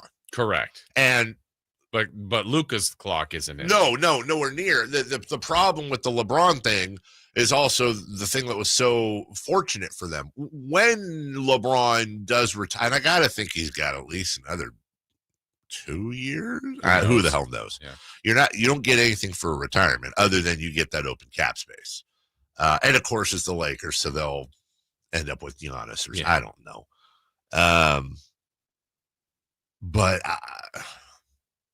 it's like, what are the Lakers going to do next year to add to this? And as I asked that, I know how stupid it sounds because it's the Lakers. Yeah. Well, and even maybe a full year of, how good were they when they added the two? Like, they've been pretty good. Yeah. I know they're in trouble right now in this series, but a full year of them might be pretty darn good. Yeah, but Nico says defense wins championships. Yeah. I don't know about that. That defense is. Well, OKC's defense. OKC's defense really good. Really, really good. Yeah. I don't think the Lakers defense is anything to write home about. Also, Damian Lillard, it is feared that he has ruptured his Achilles after going through deep vein thrombosis and all the things associated there. You know, that Indiana Bucks series, for all the talk about the Knicks and the Pistons, for all the talk about the Rockets and the Warriors, probably the most contentious has been that Bucks-Pacers series. Those teams do not like each other. They very much don't. There's been some sort of a dust-up, scuffle, yammering, whatever you want to call it, each game of the series. And a lot of that has been between Tyrese Haliburton and Damian Lillard, who have gone at it quite a bit. After the game, Tyrese Haliburton spoke about Dame. Before y'all ask any questions, I want to send my thoughts and prayers to Dame. What you see between us is competing, and you hate to see that happen, especially to a guy who's went through a lot, and he's given it his all to come out here and play after a scary health issue. So it's well documented. The love I had for that guy, and so hate to see that happen to anybody, and wish him the best moving forward. Before y'all ask any questions. Yeah, that's nice. Yeah. It's, we get all caught up in everything. But Sure. It's that's done. Again, we always say athletes know. You could just tell the way he looked, the way everyone else reacted. You're like, yeah, you knew it was done. Finally, we told you about the CBS Sunday Morning interview with Bill Belichick and his, what is she, 22, whatever, girlfriend? No, she's like 26. Oh, is she 26? Apologies. Okay. Here's one snippet of the awkwardness. That's Jordan was a constant presence during our interview. You have Jordan right over there. Everybody in the world seems to be following this relationship. They've got an opinion about your private life. It's got nothing to do with them, but they're invested in it. How do you deal with that? Never been too worried about what everybody else thinks. Just try to do what I feel like is best for me and what's right. How did you guys meet? Not talking about this. No? No. It's a topic neither one of them is comfortable commenting on. Uh-oh. Did she just on to Cincinnati, the reporter? I mean, that's, by the way, that's good for Ephraim. She was he wearing a Navy thing, and she yeah, they were both wearing Navy stuff, and of course, is this old Navy in true Belichickian way? I think that's from the 1920s. Yeah, I think he actually fought the gorilla. Yeah. So what was the interview about? Just Belichick and life after the Patriots and his new North Carolina, and then of course the relationship and all that. And by the way, Sunday morning, hard hitting. I also love the fact that for shows like that, there's always a way that they interview and narrate things to make it sound like you can absolutely tell that they're narrating the thing. That's the Jordan was a constant presence. Jordan was a constant presence. Like, it's a very specific tone. Jordan was a constant presence during our interview. Like, nobody talks like that. Also, why not let him say how you guys met? Because it's Bill Belichick. He's going to take 20 seconds to not say anything. Yeah, and also now everybody I'm just worried. Well, that's the thing, though, is that now it's, okay, did he meet her on OnlyFans? And here's really the thing, I think. Who cares? Yeah. Well, she obviously cares. But who cares how Bill Belichick met his girlfriend? And there's all kinds of people everywhere that are breaking it down and obsessing on it and having opinions and judging. And is he doing it? Is it weird? I kind of think so. Is there a huge age gap? 100%. The age gap between him and her is like twice that of me and my daughter. It kind of is gross to me. But is he breaking the law? No. Is she breaking the law? No. Are they harming people? Not to my knowledge. Why do we care? Like, for real, why do we care? I'm asking a question. Can you help me out? I don't. Why do we care? As I played the clip twice on radio, but it would be interesting to see how they met, and that might make me care. Why? Because what if it was something salacious? Okay, like what? She was an OnlyFans model? Maybe she's taking advantage of him. Maybe she's. I mean, she probably is. In what way? Who knows? Like his money and stuff and connections, and she's gonna be. She's posting all kinds. She's trying. She's in the emails for his job and stuff, which is weird. That is weird. But like, I don't know. He's a grown man. He's past a grown man. Right. But like, look, dude, if she's trying to launch a career and be an influencer or whatever the hell she's trying to do, and he's rolling around with a 26-year-old pretty girl, and that's what gets him happy, and she's happy, and they're using each other. Because let me tell you something. If she's using him, he's probably using her too for a couple of things. My thing is, are you breaking law? At that age, can you use things anymore? I don't know. Wow. It is what it is. I don't freaking know. And the whole Shannon Sharp thing, I don't know either. Did he break a law? I don't know. If he did, go to jail. If he didn't, I don't care. It's not gonna.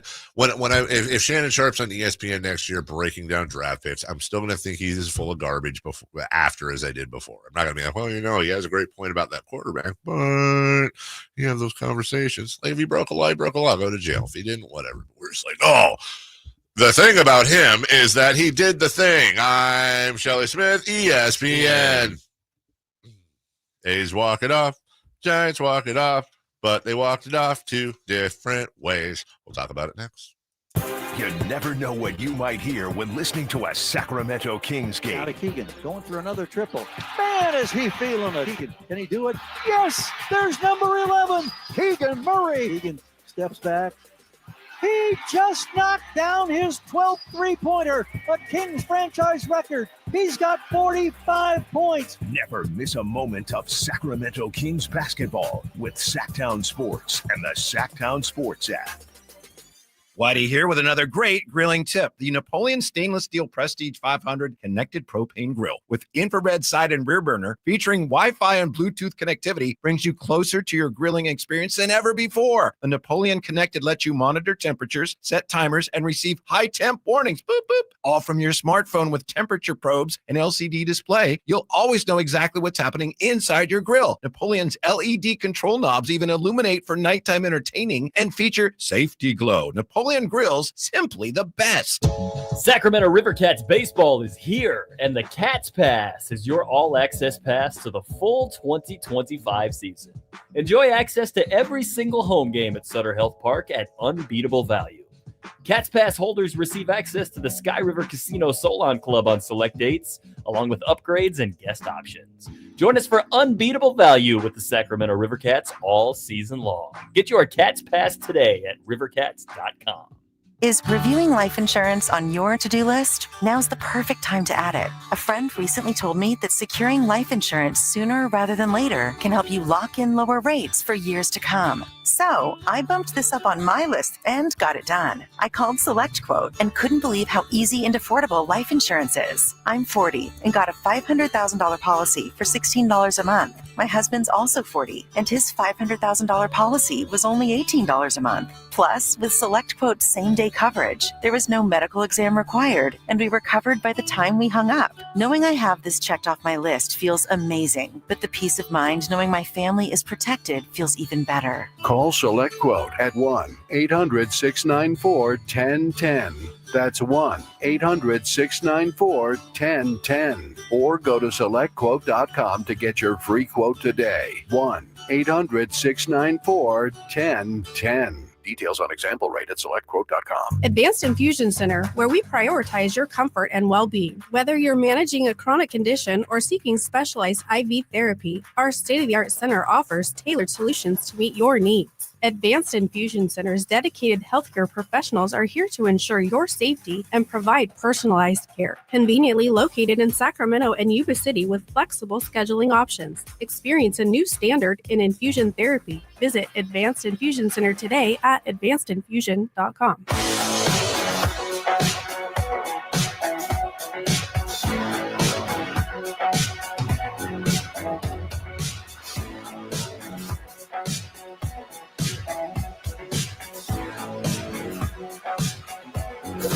Waking you up with the best in local sports. They just make it interesting, you know? It's the Carmichael Dave Show with Jason Ross on Sacktown Sports. It's time for Luis Urias. Urias swings on one, sends it to left, and how about another walk-off? Time to get down in Sacktown.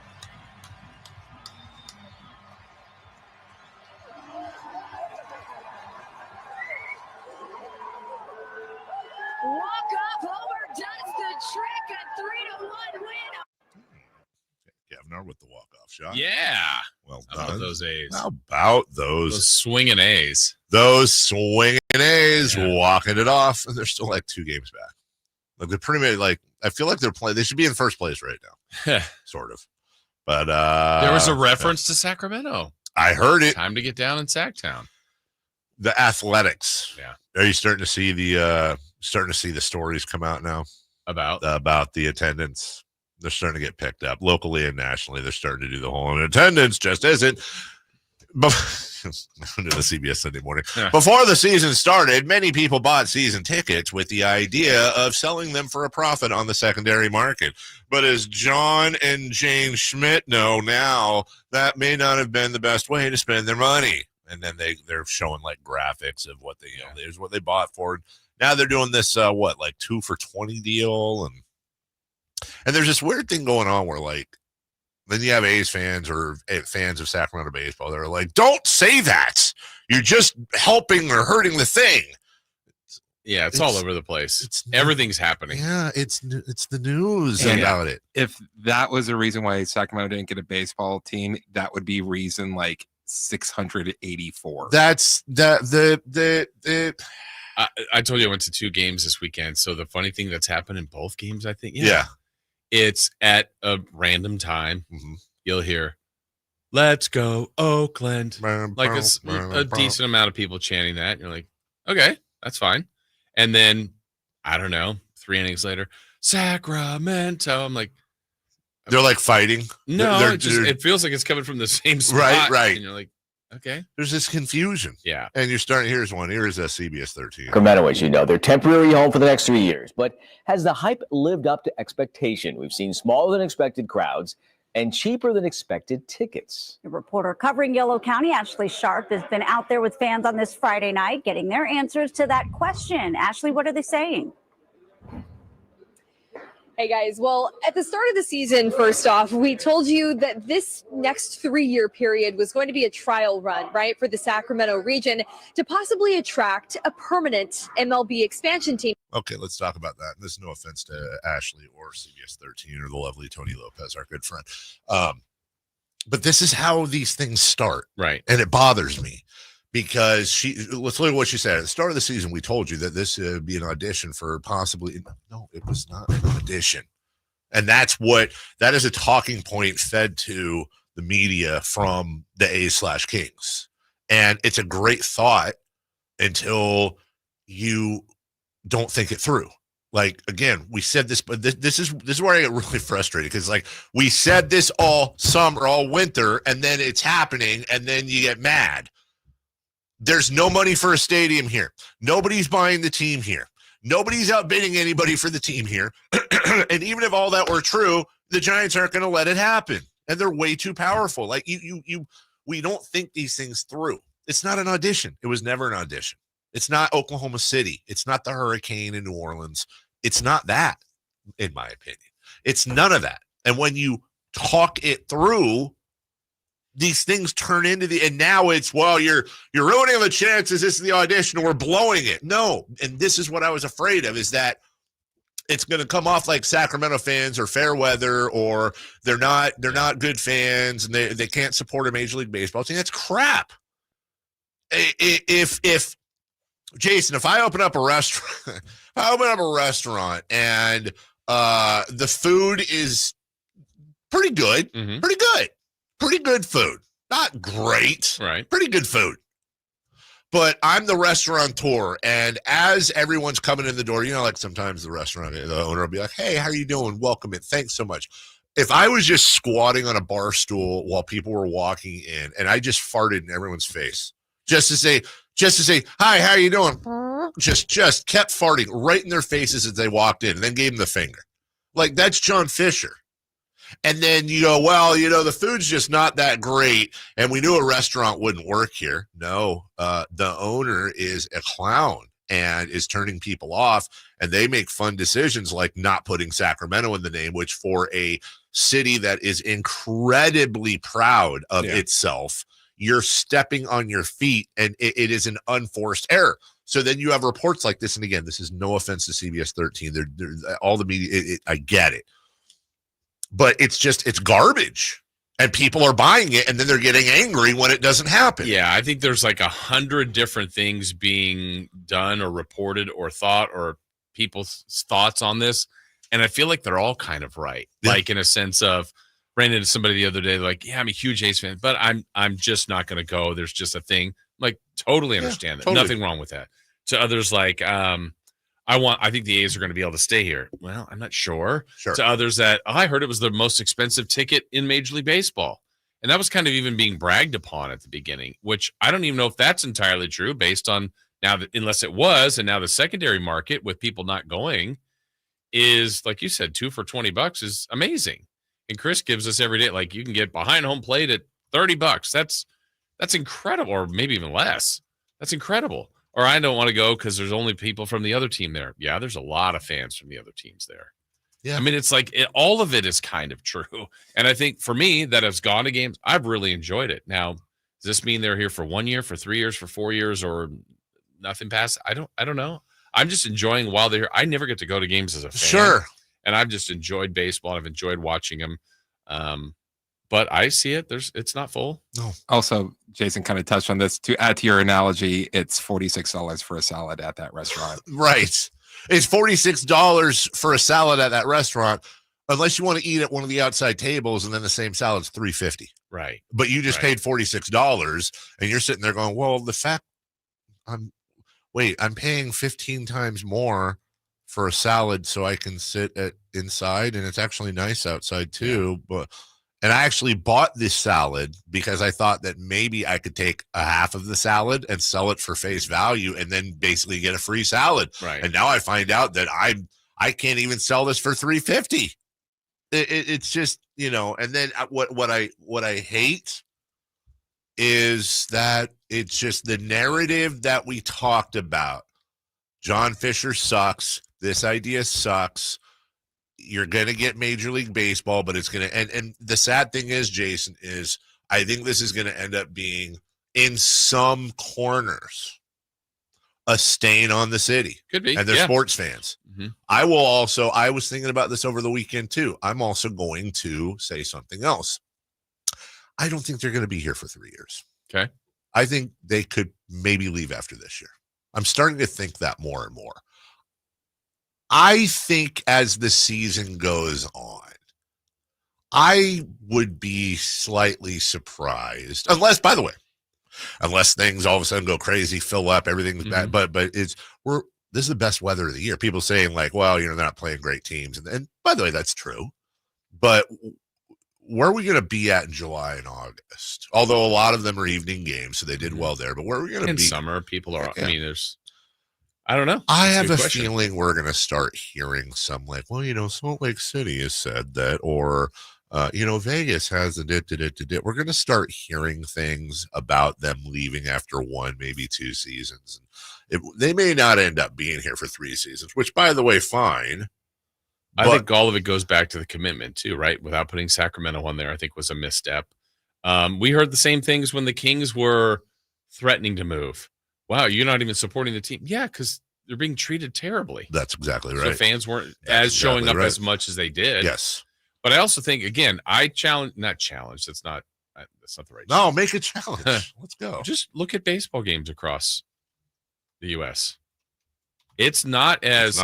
I think what they need to do is a percentage. Look, it's one of the smaller parks, if not the smallest park. Mm-hmm. So if you're doing attendance, 100% they're going to be 29th or 30th. I don't know if they have less than. They're 30th. Okay, 30th size of it or 30th overall? Yeah, because capacity matters. Yeah. So I would do percent. Well, I think they've got a larger capacity than the Rays do, but they've had less attendance than the Rays. Okay. And what it'll be interesting, and I'm not trying, well, I guess I'm trying to defend the A's. The Rays hosted the Yankees for 4, and that probably really helped them. Yeah. Much like when the Yankees are here in 2 weeks.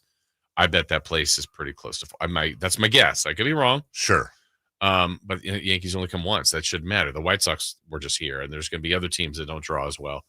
But I would do it off percentage. So if you say Sutter Health Park seats 10,000 and they're getting 7, okay, it's not great. 70% of capacity.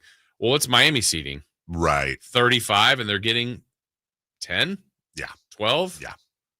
So that's the way I think you should do it. But yeah, their attendance will be the lowest in the league for sure. Back to Dave's point about them leaving. Ironically, I think what would be a big push of them leaving Sacramento is if they made the playoffs. Yeah. Because they will not play in Sacramento. That's already been made clear. Have they made that clear? Well, again, is that accurate or is that what? Because I didn't know. Where are they playing? I'm just asking. Manfred said that it most likely would be someplace else. And I believe as Chris Biederman said that one of the big reasons why Sacramento couldn't host was the need for room to be available for media. Well, they built the shed. Honestly, them making the playoffs and not playing here on top of the whole Sacramento thing would just be an absolute disaster class. Like if they made the playoffs and were here, then they make the playoffs this season. Yeah. Maybe even win a series. Yeah. And then come back to Sacramento. It might be emptier than it was real. this For year. real. Like we did all the homework, but we can't take the test. Like, what are we doing? I know we're late, but I think this is an important point. Kind of. Oh yeah, good point. They talked about A's attendance, and I always want to say this too. Now, I can't stand certain A's fans that, the whole curse of John Fisher, with the Kings. Yeah, like because things were great before John Fisher, or taking shots at Sacramento. Right. But I also can't stand people taking shots at A's fans. Here's a conversation nobody ever wants to have because it is not a comfortable conversation. Every time you take shot at A's fans saying that they lost the team because they're fair weather, you better be taking the same shot at Kings fans. You better be taking the same shots at Kings fans. If you go, what? Numbers don't lie. In 2002, Jason Rossi, Sacramento Kings were second in attendance behind the Lakers in the entire NBA. Same thing in 2003. In 2004, they dropped to fourth. Let's fast forward. In 2010, the Sacramento Kings were, where are you, Kings? They were 15th. Okay. Something started happening around here, I think. 2011, the Kings, they were, let me bring this up here. The Kings, they were 29th out of 30 teams. In 2012, maybe it got better. Nope, they were 27th. In 2013, they were dead last. They were 30th. 2013, the last year, they were 30th in the NBA. They were dead last in attendance. Now, logically speaking, well, Kings had to go to Seattle. They couldn't support the team. Obviously, the last 4 years, they've been bottom 3 in the NBA in attendance. You don't support your team. And by the way, they're the only team in the city. They're the only major league team in Sacramento. I'm talking about back then. They're the only major league team in Sacramento, and you're still dead last? Obviously, Sacramento's not a sports town. Obviously, Sacramento Kings fans are bandwagoners. Don't you dare clip this. Obviously, they don't deserve a team. That's the same argument being used against the A's. Nobody wants to have that conversation. Nobody wants to remember that when the Maloofs were crap in the bed and the team was leaving and they sucked, that Kings fans deserted the team. Rightfully so they did. Rightfully so they did. But nobody, we have selective amnesia when it comes to that we did the same flipping thing. It's not the fans. It's the product. It's John Fisher squatting and taking a big saucy dump right at the entrance that you got to walk over to get to your salad. Gross. Warriors beat the Rockets, Minnesota, the Pacers, Boston. We got playoffs over the weekend. We'll talk about it next. But first. Carmichael Dave here to talk to you about my friends at American Energy. Heating and air. Yes, that's right. American Energy Heating and Air been serving the greater Sacramento area since 1981. Oh, that's right. A+ Better Business Bureau for a reason. Because they're good at what they do. They're good at what they do. And look, they always got deals. They've got deals. Their tune-ups, $24.50, inspections free. You're going to get a better deal, whether it's a furnace replacement because it's end of the season. So you're getting $4,000 off the top, not counting rebates. I'm really talking with my hands a lot today. $4,000 off. Am I at a podium?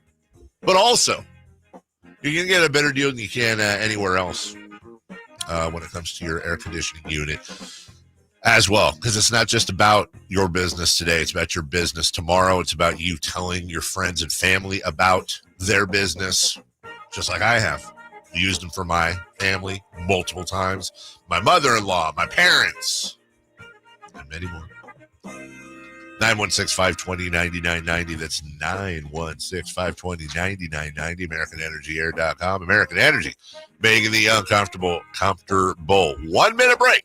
When we come back, a little Eastern Conference playoffs and Western Conference we'll throw in there next. Live and local. With everything 49ers. Intercepted by Fred Warner. Dives for the end zone. Touchdown! San Francisco! Bob Bolters went up and caught the ball. Touchdown! The 49ers play on Sacktown Sports 1140. Power Business Technology is proud to be a 100% independent, locally owned and managed Toshiba copier dealer. Local ownership cuts out the red tape, allowing ourselves to never be too busy to personally answer the call when our clients need us. Recognized for excellence in service execution, training, and customer service, we're proud to be named a Toshiba ProMasters Elite dealer since 2021. Contact us today for all your business printing needs at 844-POWER-BZ. That's 844-769-3729, or visit us at powercopiers.com. Disturbed live. Oh, get up, come on, get down with the 25th anniversary of the 5-time platinum album, The Sickness. 2 sets, 1 show, The Sickness in its entirety, and greatest hits with special guests, Daughtry and Nothing More. Friday, May 9th, Golden One Center. Tickets are on sale now at Ticketmaster.com. Disturbed live.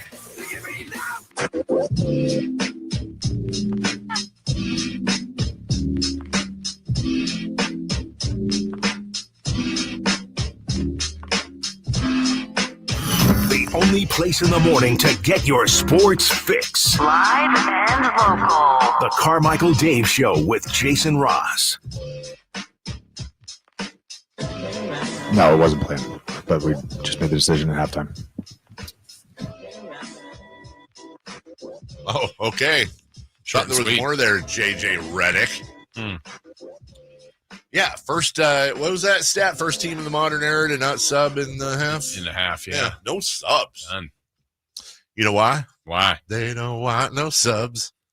Thanks. Sorry. Well done. Who am I, Michael Keaton? Come on, Chief. Yeah. Lakers down 3-1. What a shame. What a shame. What a shame. Look at these minutes played.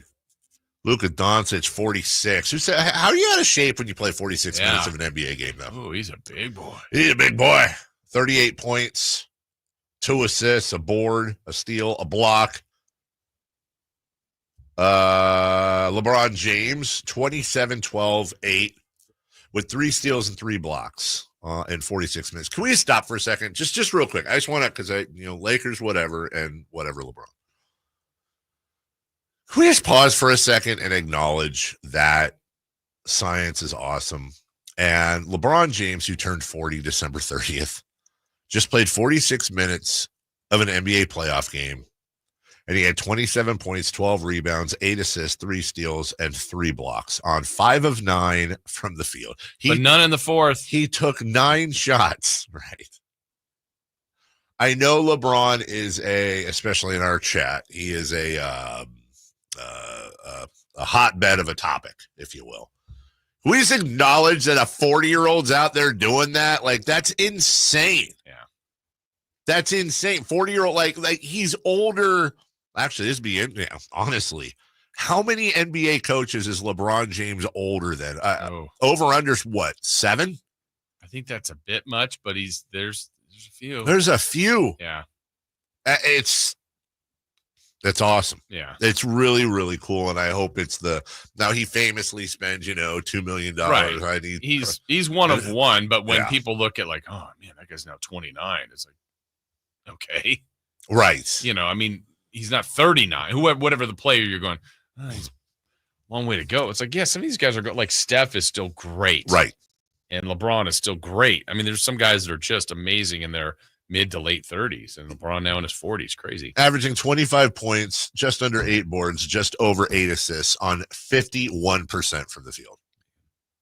At 40 and a half, you still have the half at that age. Yes. And he's this many. I love it. I hope that spreads to other players, like you said. And I guarantee you that on some sports talk show somewhere, 11 years ago, it was probably Skip Bayless. They're having a conversation. It's like, LeBron James turns 29 today. You know what that means? 30's right around the corner. Are we starting to see the decline? Mm-hmm. When will Father Time catch up? And had you gone back and been like, yeah, dude, so just so you know, Skip, 11 years from today, LeBron's going to play 46 minutes and have an absolutely tremendous all-around game coming off a season where he averaged 25, 8, and 8 on over 50% shooting at 40. And he's going to be on the Lakers. And he's going to be on, seriously, he's going to be on the Lakers. It really is. It really, really, really is cool. With Luka, and you're like, who's Luka? Who's Luka? Oh, he's that 13-year-old with the bottle of Jack. Yes. Hitting the hookah. Mm-hmm. Yeah, he's a big boy. Here we go. Knicks and Pistons. That's a series. First pitch popped up. Playable. This will do That's it right not here. it. That's the wrong New York. I went to the Knicks Pistons game and a baseball game broke out. That's the wrong New York call. Here's the final call. We'll break. Finds Cunningham up top. Net by Anunoby. Crossover at the foul line. Pull up 2. Back rimmed it. Who's got the rebound? Tipped by Harris. Hart fighting for it. Winds up on the deck. Comes to Hardaway near corner. Shoots at the horn. Missed it. He missed it. Rebound McBride. Pistons want a foul. They're not getting it. The New York Knicks. You want toughness? How about the grittiest win of the season, 94-93, and a 3-1 series lead, taking both games on the road in Detroit. We got a break here. Dwayne asked a pretty good question. More impressive, Nolan Ryan or LeBron? Like, God, LeBron. Nolan. I think it is LeBron just because of the cardio involved. But you're not going to get me to speak a word against Nolan, right? No, it's not even anti-Nolan Ryan. I just think we've seen more people do that in baseball. Yes. It's not that foreign. Yes. I also think Nolan Ryan might be the most underrated athlete ever of any sport. I love Nolan Ryan, and Nolan Ryan has some statistics that are just stupid when it comes to how good of a pitcher he was. We'll take a break. When we come back, we'll get back to that Pistons-Knicks game because there was a mistake at the end. How the hell do we fix it? Second half of the program next. On the move? Got somewhere to be? Take Sacramento Kings basketball with you. The Sacktown Sports app will let you stay connected to your passion. Never miss a moment of Sacramento Kings basketball with the Sacktown Sports app. Hey there. Let me tell you about Gonzalez Law. Jonathan Gonzalez, a lawyer in downtown Sacramento, has been here for many years doing impactful and effective work. His meticulous case preparation and overall approach has resulted in life-changing, impactful results for thousands of clients, and you could be one as well. All you have to do, have more questions, give him a call, 916-304-9187. Go to saclegaldefense.com. Maybe he can help you with an expungement, something to get off of your record to help you kind of go forward and get some of your rights back. Sexual harassment cases, auto accident cases, criminal defense, wrongful termination. He is here to help, and he's in our community, and has helped many people before. In fact, 2016 through 2019 for jury trials, undefeated in that time. So he has been good, he will be good, and continues to help people in our area. Again, 916-304-9187, or go to saclegaldefense.com. Some people just know they could save hundreds on car insurance by checking Allstate first. Like to check for your wallet first, before hitting the drive-thru. $6. Sorry, forgot my wallet. I have change, though. Here's 40 cents, another 40. Ooh, a bicentennial. What's that? Oh, gosh. Checking first is smart. So check Allstate first for a quote that could save you hundreds. You're in good hands with Allstate. Savings vary. Subject to terms, conditions, and availability. Allstate Fire and Casualty Insurance Company and affiliates, Northbrook, Illinois. This is the story of the one who, as a maintenance specialist for a historic high-rise, knows that vintage charm historically needs constant attention. Which is why when it's time to upgrade turn-of-the-century mechanicals, they turn to Grainger. With easy access to 1 million+ products and the scale to deliver when and where you need them. The right tools and supplies are never far away. So the one can keep that vintage building running like new. Call, click Grainger.com, or just stop by. Grainger, for the ones who get it done. Sacramento weather is brought to you by Fidium Fiber. I'm Tamara Berg in the KCRA 3 Weather Center. Welcome to the start of a new work week. We are expecting a cool morning outside as we head through the afternoon. Mostly sunny skies along with light north winds. Temperature is noticeably warmer this afternoon. Highs will peak in the upper 70s. Get the latest forecast on the KCRA 3 News and the KCRA 3 app. It's about time they fixed that pothole. Invented better windshield wipers. Made an internet that just works. Fidium Fiber Internet, starting at only $30 a month. It feels like Fidium.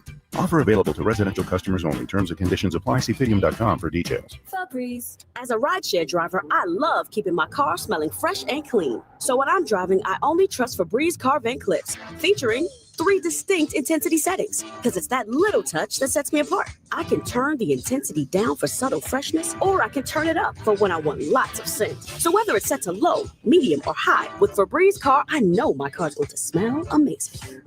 Which keeps my driver rating right where it belongs. Picking up! Oscar! Why'd I go to the doctor? My heart would race just taking my son to practice. It didn't feel right. So I got checked out. Turns out I have atrial fibrillation, which increases the risk of stroke about 5 times. Symptoms like irregular heartbeat, heart racing, chest pain, shortness of breath, fatigue, or lightheadedness can come and go. But if it's AFib, the risk of stroke remains. If you have symptoms, contact a doctor. I'm so glad I did. Visit NoTimeToWait.com. Sponsored by Bristol Myers Squibb and Pfizer. KHD1 Sacramento, KYMX HD3 Sacramento. Your home for Kings basketball for over 25 seasons. Hammer time thrown down by Malika. From the Power Business Technology Toshiba Studios. Sacktown Sports, 1140. The Carmichael Dave Show. He's on the microphone when he's not on the microphone. He's playing a song, and when he's not playing a song, he's on the microphone. And then boom. With Jason Ross. No, he didn't. Yes, he did. Call or text at 916-339-1140. It's the Carmichael Dave Show with Jason Ross on Sacktown Sports.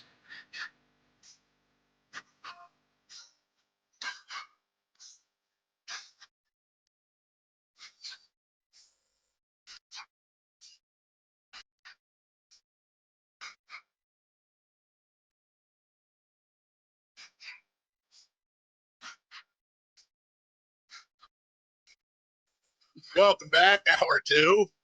Jason and I are going over what we hope we're going over that we're hungry. Yeah. I forgot to tell you guys, by the way, it wasn't this weekend, it was the weekend before. I finally saw John Wick. Oh, I did see John Wick. Yeah. Like the thing with the dog, yeah, I didn't like it. I knew I wouldn't like it, but yes, it was like it's at the beginning. Tastefully done. I don't know. And then it was a fun movie. And also, it made me think of a question I have that's just not going to be a good one. It's not going to be a popular question, but I did think it. And I wish people would be honest with themselves. Keanu Reeves is well known as like being, if you believe what you see, just one of the coolest guys, nicest guys in the whole business. Like humble, amazing, super good human being. You hear stories all the time. He's had an amazing career. We can just end it there. Huh? And we can just end it there. I don't think he's really a good actor. What? Look, I don't think he's a great. He's always freaking Bill and Ted to me, and he has that tone anytime he tries to be serious about something. And that looked good too. Right? Like every movie he's in. I watched The Devil's Advocate over the weekend. I love that movie. Okay, Point Break, Bill and Ted. The only one that he's really the least Bill and Ted in is probably The Matrixes. Oh, you're going to say he's Bill and Ted in Street Kings? I haven't seen Street Kings. Chain Reaction. Okay, I've seen the one scene. Lake House. Keanu. But it's always like there's always Be My Maybe. There's some point in every Keanu Reeves movie where he's like, I don't know why are you doing that. Severance. And then I'm like, okay. He was in Severance. Mm-hmm. Was Keanu in Keanu? Yes. He was the voice of Keanu. Constantine. Loved that movie. Same thing. Same thing when he's talking to the devil. Well, I guess you're here for a reason. Like, it's okay. And your son took that from me. But isn't that okay? Stole that from me. Is he as good as it gets? Killed that from me. No, you're thinking of something else with Jack and and he was the love. And their kids. Yes, I know what you're talking. Damn it, what movie? Not as good as it gets. About Schmidt. No. Wolf. No. The Departed. Jack Nicholson, Diane Keaton. He's the doctor. One Flew Over the Cuckoo's Nest. No, he's helping Jack. Someone will get on it. the text line or YouTube. The car's going too fast. It's got to not be 55. Why is he English? Or it's going to blow up. Wow. You're merging a lot of accents. I love Keanu Reeves. That's why I feel so bad about it. Shoot the hostage. I guess that's why he's never won an Oscar, but not, like that's not happening. Not yet. But isn't that okay? Like, he doesn't have to be Daniel Day-Lewis. He's a very accessible actor. Hey, just keep making John Wick movies and I'll be happy. I'm going to watch John Wick 2. You got 3 more to go, 2, 3, and 4. Also, as we get to the playoffs, something's got to give. There it is. Thank you, Russ. We've done this before, right? But you know which actor is the biggest box office of all time? Well, I know it changed. It used to be Harrison Ford.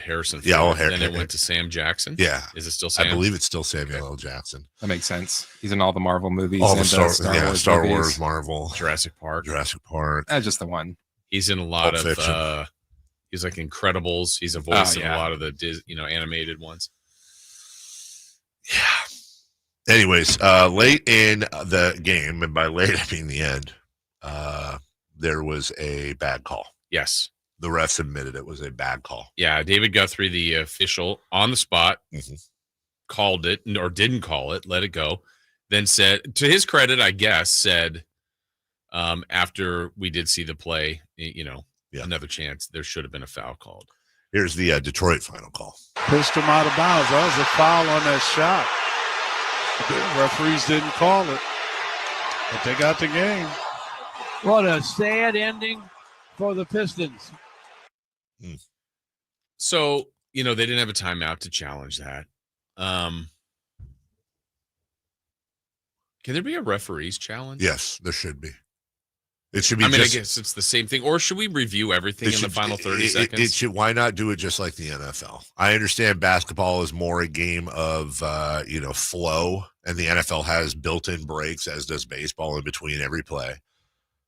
But even if the refs look, I this is a sloppy comparison, and I hate to use soccer in it, but there are times during soccer where a foul is committed and the ref will award, basically advantage. Like, he's not going to call it right there because you want to see how the play ends. If the aggrieved team has possession and is advancing, he'll wait for the play to end somehow, and then he'll go back and yellow card, or just the foul never happened because blah blah blah.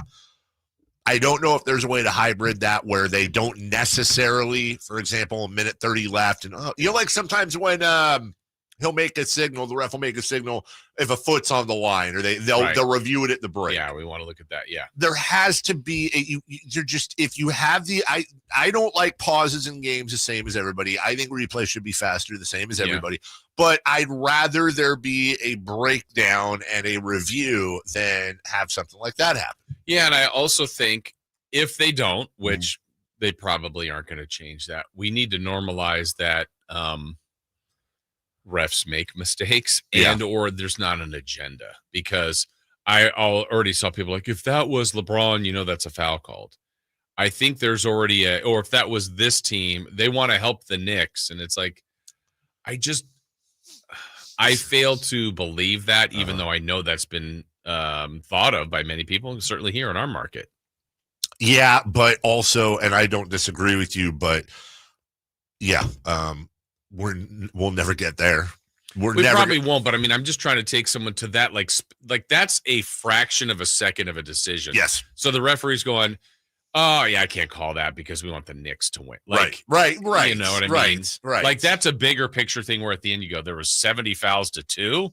Okay, that seems one-sided, but in the moment, it's a whistle or not a whistle. And where he was on the baseline, I can almost see why David Guthrie didn't think it was. But then when you see we get 5 angles, you're like, it impacted his shot. That looked like a foul.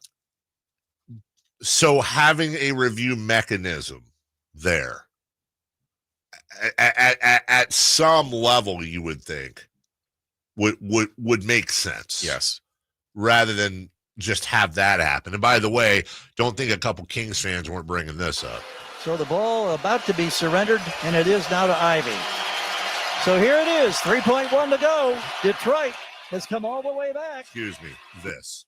Cunningham calmly adjusting, tucking in his jersey here. Scott Foster admonishing Keegan Murray to give him the allotted space. Ball is handed down to Cunningham, and here we go. Ball game on the line. Kings up 3. Inbounds pass goes to Hardaway Jr. He's crowded by Keon Ellis. Gives it back to Beasley. He stops. He can't get the shot. Drops it off in the corner. 3 on the way. It's good by Ivy, and he was fouled. Oh, my goodness. This is unbelievable. Why'd you play that? That was arguably the most important play of the Kings season. That's mean. That was the play that led to Mike Brown being fired that next morning.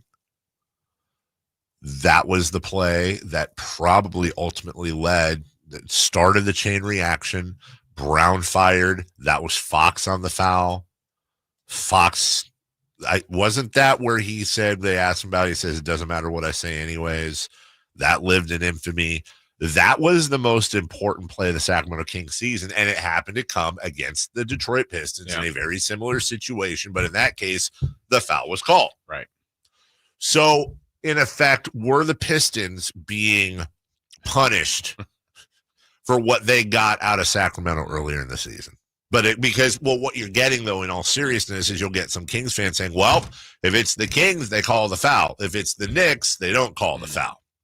And that's why we're never going to get, right, like you said, we're never going to normalize it. Right.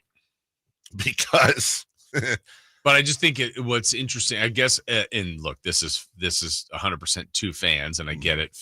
How do you miss that? Same idea as how did the coach not draw up that play or call a timeout or a player turn it over or miss a free throw? Like, look, everybody makes their mistakes. That doesn't make anybody feel better. Yeah. But I feel like sometimes we think they got to get everything right, or else. Well, yeah. Well, or else what? JB Bickerstaff wasn't happy. And they do let you play more physical. Some people get to play more physical. I'll say that. I think these past couple games, it's kind of hard for me to believe, that Cade only gets to the free throw line 4 times, as much as he drives and gets to the paint. It was this game and it was last game. So it's a little surprising, that he doesn't get to the free throw line more. I think sometimes he's refereed different because he's a big guard, and they treat him a little bit differently. Oh. Okay. Well, his name's not JB. Don't ever argue, staff. Yeah, really? Yeah, that did grow on me. Really? I got a slow clap for that. Because I had to think about it, and then I was like, no. Okay. I think me and Jason had the same. That was a slow clap. Yeah. I was like, no, I don't. Actually, yep. Honest to God, 8-11 and 30 seconds. That's done to you, huh? It did. Yeah. I'm honestly, like when people get up for acceptance speeches, like, I did not expect to win. Yeah. Literally did not expect that. Probably, and I mean, we got a lot ahead of us. Delivered again. Let me play another clip. Yeah. Okay. See if you got another one from him. Right, I just wanted. I think I was stunned. I got hit with a roundhouse. There's contact on Tim Hardaway's jump shot. I don't know any other way around it. There's contact on his jump shot. The guy leaves his feet. He's at Timmy's mercy. And I repeat, there's contact on his jump shot. Well, his name's not JB. Don't argue, staff. It's better the first. Yeah, I feel like, you can't manufacture greatness. Yeah. Great. This is to me the best part of my day. Yeah. 100%. I don't care what I do in golf today. That slow clap is worth it. I hope Frankie, that's the type of social media we need to put out. We'll take a break. When we come back, let's get our NFL draft thoughts, and we need to talk about this prank that happened, the fall of Shaduer Sanders, and also a familiar face is played in a fishbowl, which is going to be a little cramped for him, by the way. We'll talk about that next. You never know what you might hear when listening to a Sacramento Kings game. Out of Keegan, going for another triple. Man, is he feeling it. Keegan, can he do it? Yes, there's number 11, Keegan Murray. Keegan steps back. He just knocked down his 12th three-pointer, a Kings franchise record. He's got 45 points. Never miss a moment of Sacramento Kings basketball with Sacktown Sports and the Sacktown Sports app.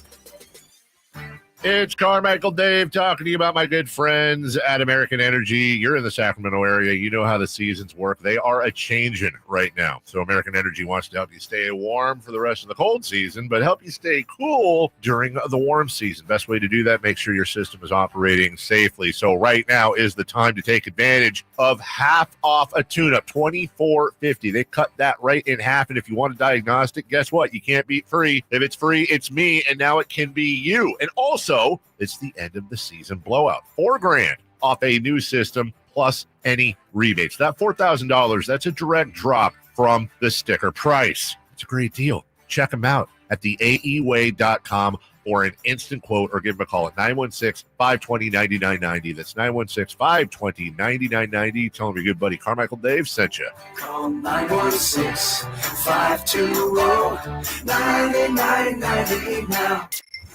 The following is a test of the emergency alert system. This is only a test.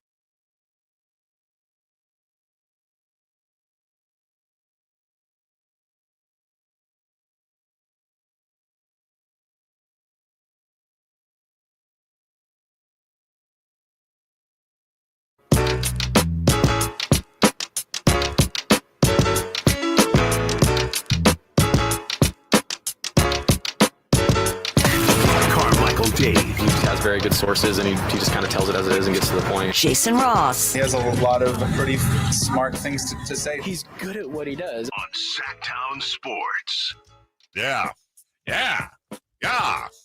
Sorry. I don't want to be a I'm not a player. I just crush a lot. Never understood that. What do you correct? Like, are you work at recycling factory? Cans. What are we? One of those places where they still have those places where they take a car and make it into like a little square. Oh yeah, it's kind of cool. It's actually Rubik's Cube. It's satisfying to watch. It's satisfying. It is. It is satisfying to watch it made into a little Rubik's Cube. Welcome back, Carmichael Dave, Jason Ross, Christopher Laud, and hey, Shaduer Sanders finally got picked. He was struggling a little bit. We all didn't expect this, of course, but I feel like with God, anything possible, everything possible. I don't feel like this happened, for no reason. All this is of course, fuel to the fire. And under no circumstance, we all know this shouldn't happen. But we understand we're on the bigger and better things. Tomorrow's the day. We're going to be happy regardless. Legendary. It wasn't the day, because that was day one. Then you didn't go day two. One thing I thought you were going to say earlier when we brought up Sanders was I actually was going in and out of watching the draft, and I happened to be watching the draft at that moment. And I was thinking, man, he still hasn't been taken. And then Cleveland was next. And I go, well, this was a spot he was rumored to before. I go, is this going to be? And then they went to commercial. They go, it said the pick is in, and they went to commercial, and it was a Dr. Pepper commercial. And I was thinking, is he going to be drafted during a Dr. Pepper commercial? Like Jokic with but Taco Bell. They waited. Like, I don't know if the NFL You never know. waited on purpose, right, or whatever. But when they did like a couple minutes of commercials and came back, and they 100% waited on purpose, probably, because that was arguably the biggest name left. It was the most watched moment of the draft. I mean, not moment, but biggest storyline, I should say. Yeah, and the lady who read it said, talked about a trade first that had happened, and now the Cleveland Browns have selected. Yeah, you got to wonder how Cam Ward feels. Is he's like, yeah, I went number one, and like 4 people are talking about me. Yeah, but how about the Browns with 5 quarterbacks now? So they already drafted one in Dylan Gabriel from the Oregon Ducks, then took Sanders, signed Joe Flacco, still have Deshaun Watson, and they got Kenny Pickett. So they have 5 QBs, figuring one of them will work, I guess. I mean, that's a lot of quarterbacks, and I imagine they won't all be there. Maybe that's their plan. Yeah, we'll sure. have all the quarterbacks. Right. There was somebody on the text line that said, from the 916, Dave, I know you're happy. You were very vocal. You didn't want Sanders to land on the Raiders. Well, this was back when he was, thought to be they were talking about the Raiders maybe taking him very high. Right. And this was also before, Spy Tech and everybody kind of descended and did their thing. I think the Raiders are already a little bit of a different organization than they were, number one. Number two, it's so funny saying it in retrospect, because my worries about Sanders then with the Raiders are, I think, in part why he fell so much. I just don't know if it's like how I say the Kings are not the organization for Jimmy Butler. I don't think the Raiders are the organization for Shaduer Sanders. That being said, that was with a top 10 pick. I very much found myself hoping the Raiders would. I was specifically watching the Raiders thinking, God, if you guys can get him in the third round, that was really where I started looking at. How great is that? Yeah. Geno Smith ain't 22. Yeah, and I know there's going to be a lot of think pieces on why this happened now, and I don't know. I mean, I wasn't at his, one, he didn't do the combine. Doesn't mean not everybody does, but a lot of quarterbacks did. I do remember Dion kind of being vocal and saying, there wasn't, I don't want to, I won't get the exact quote right, but didn't he say something a while back, Dave? Like there was only certain organizations that they wanted to go to. Well, okay. I mean, there's 32. Are you who are you eliminating? Are you eliminating 26 of them, 30 of them, or 5 of them? I don't know. I don't know what that number was, but that shouldn't scare people, but maybe it does. And then again, how did he do in his interviews? There's some reports that he didn't do very well or wasn't aware of how he was coming off. All the reports coming out that I've seen about his interviews. I mean, you had one that was like, this might have been the worst interview I've ever seen. The way he came in, he brought people to the interview. He was what I haven't seen one report, because anonymous sources are always fun, right? Sure.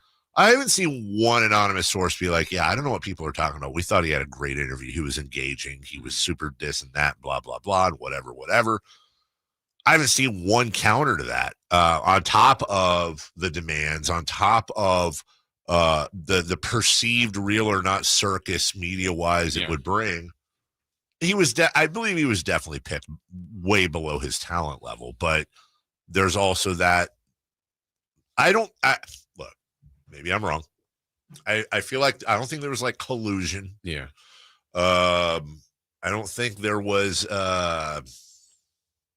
some really horrible underlying thing like someone brought up. There was just a lot of teams just felt like they didn't want to deal with him. Yeah. And by the way, I will say this, and I mean it. Like, I love these stories. Not the first part. I am a full-on Shaduer Sanders fan now. Like, I want him to come. I wanted Aaron Rodgers to do it, even though I was a Niner fan. I was pissed, and I was happy to see him play with that chip on his shoulder. Lamar Jackson still am a huge fan of his, sliding down. Hey, maybe he should be a wide receiver. I love every minute of him making people look stupid. I love redemption arcs. I think America loves redemption arcs. I want Shaduer Sanders to be a Pro Bowler. I'm super all in on him right now for no other. Well, first off, he's Dion's kid. I'm a Dion guy, but I love the idea of there being. I would love for him someday to be like, yeah, that really humbled me, and that was tough. Yeah. But it gave me the chip on my shoulder I needed, and the focus and the drive, because wasted talent sucks. And I'm not saying he's wasting his talent, by the way. I'm saying I think the best Shaduer Sanders is a very good NFL quarterback. I don't hell of a model America. I don't know if he's going to be one, but and then there was the prank. You all have seen, I'm sure, that during the draft, as Sanders was free falling, somebody called him, and he had a phone number that was only given to franchises so that they could call that specifically, and he would know to keep that free at all times. And if it rang, it was an NFL team. Somehow that number got out, and this is how the timeline started. He received a prank phone call that was basically like, hey, I forgot the team the guy said it was from. Saints, thank you. From the New Orleans Saints, blah, blah, blah, blah, blah. Making it sound like they're going to draft him, and then they say, you're going to have to wait a little longer. You have to wait longer or whatever. And it's a big prank phone call. So that got out, and that's just mean. Like, I get pranks can be funny. That's kind of where I think public opinion started to really turn towards Shaduer Sanders. Like, okay, the big cocky guy is getting a dose of humble pie. Well, there's a lot of people that can live with that and enjoy that, but then it becomes, I don't know, something else. But then a video comes out because the kids that did it, by kids I mean 21-year-olds, filmed themselves doing it. and posted on social media, which is so stupid. It's so stupid. You have now put yourself out there. People are going to find out who you are. And if that wasn't stupid enough, it turns out that the defensive coordinator for the Falcons, his son Jax, Jax, which, by the way, you already know he's trouble. That's like his son Braxton. Right. You already know this is an entitled, privileged kid, and there's going to be trouble. His son, Jax, I'll read you the Falcons statement. Earlier this, is it Ulbrich or Ulbrich? I can't remember. Is it Ulbrich? Ulbrich. That's what I thought.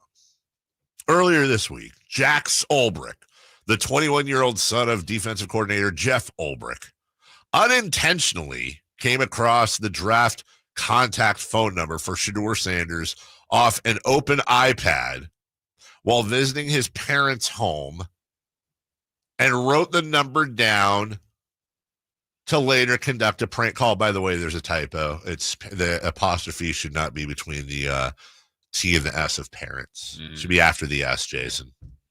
Should be after the S. Let's go, Falcons. Let's go. Jeff Ulbrich was unaware of the data exposure or any facets of the prank and was made aware of the above only after the fact.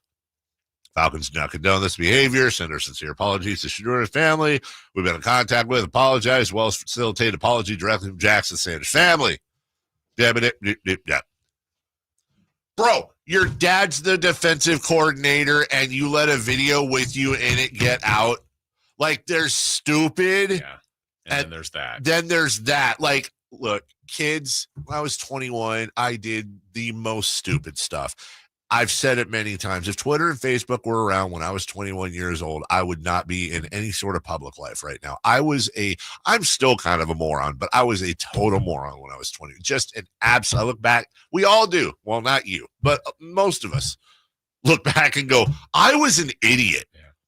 This kid's an idiot. He's also a 21-year-old male. 94% of them are stupid. It's just how it is. So it's stupid upon stupid upon stupid.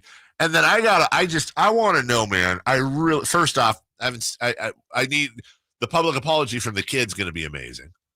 But then, like, what's the punishment? Kid's 21. He's a grown man. He doesn't live in the house. Also, kind of, was that a real talking to? Or was that, God dang it, Jax? I mean, come on. Like, come on, man. Come on. Like, I have a feeling it was kind of the latter. Your kid's name's Jax, bro. He's probably gotten away with a few things in his life. Also, though, I don't want to see the kid's life ruined. Right.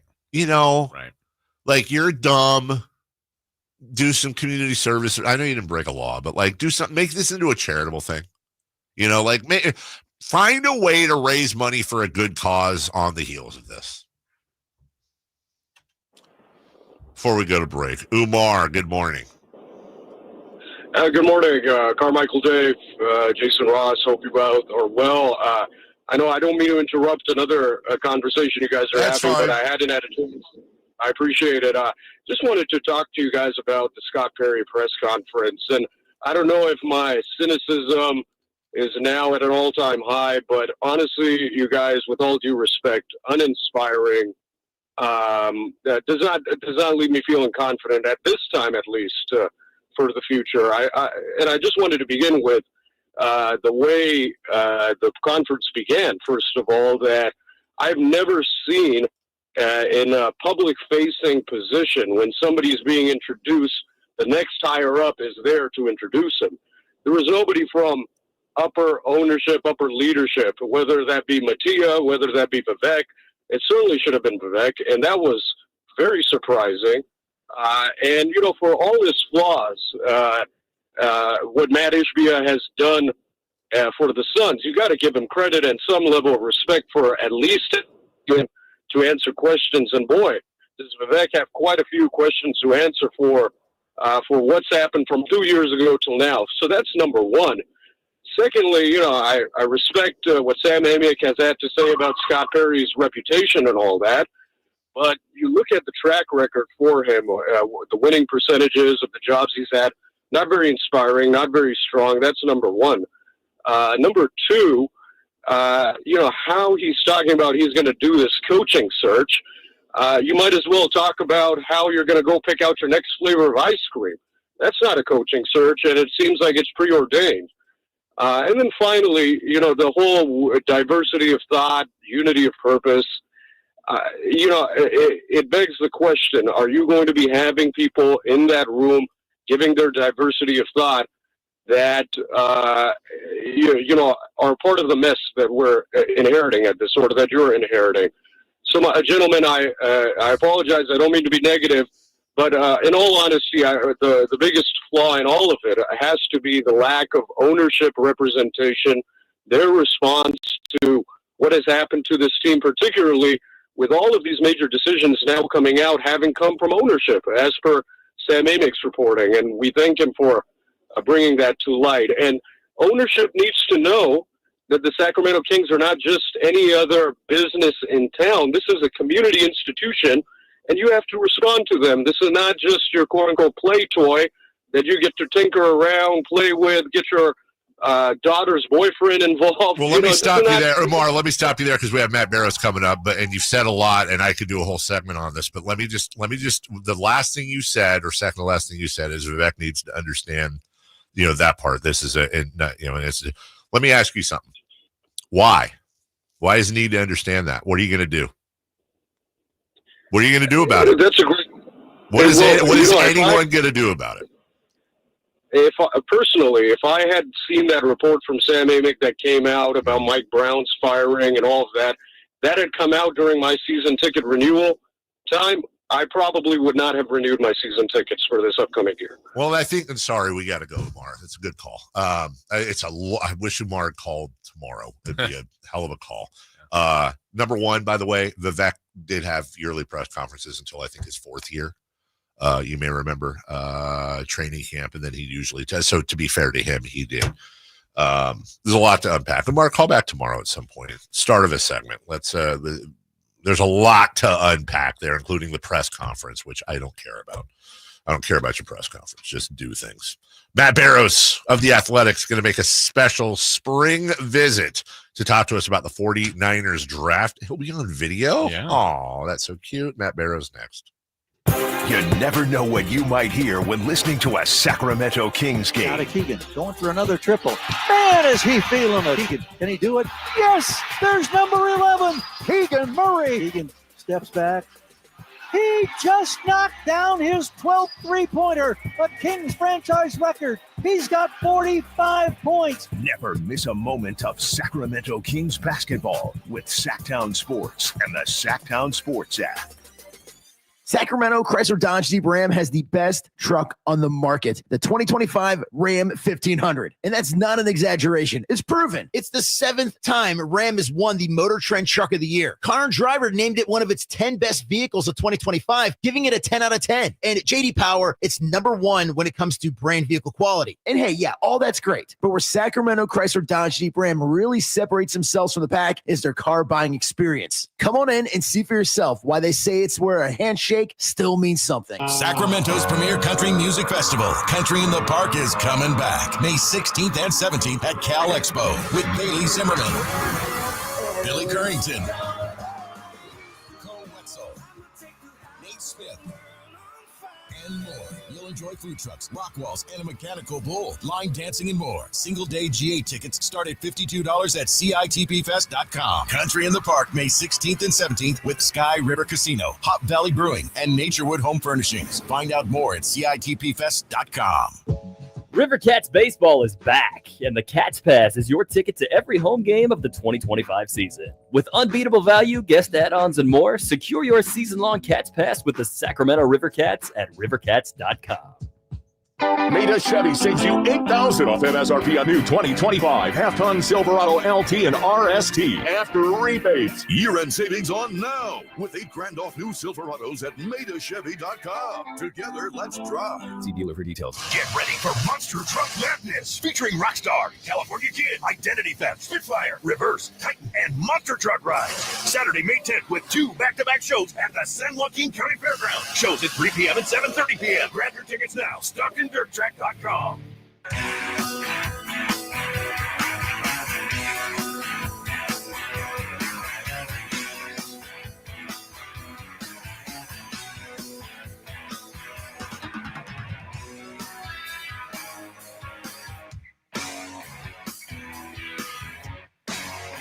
The Carmichael Dave Show with Jason Ross. Call or text at 916-339-1140. On Sacktown Sports. Well, spring rolls on. The sound of birds, the weather, the green grass. One thing that we generally don't count on is being able to have a nice visit with our dear friend from The Athletic. Last time we talked to him, we were post-morteming a very disappointing Niner season. But, Jason, with the draft comes a new beginning. It's a fresh start. And fresh from, I really wish he was joining us from like a beach somewhere. He just had like a giant hat on and a drink with a pineapple. Be awesome. But he's working. It's Matt Barrows. Good morning, Matty. How are you? I'm good. Just 3 working guys, working stiffs. Just got that right. Just working away. Hopefully you're giving your typing fingers a rest. You've got the OTAs coming up for you in a month where, they run the journalists through all the things. You got to get your 40 time down, but you got the draft to work on. And correct me if I'm wrong, Matt, but the thing I think a lot of people thought as the draft unfolded is, wow, Robert Saleh must be back, because they definitely worked on that defense a little bit. They did, and it's really a different defense than the one that we were discussing at year's end. We'll have to wait and see how many starters they got, but the first 5 picks are defensive players, and they added a lot of beef to that defensive line. Mykel Williams, the first pick is, they drafted him because he's a sturdy guy, big, strong guy with long arms. He's only 20 years old. He'll probably get even a little bit bigger. And then Alfred Collins, the second round pick, over 330 pounds, tall, long-legged.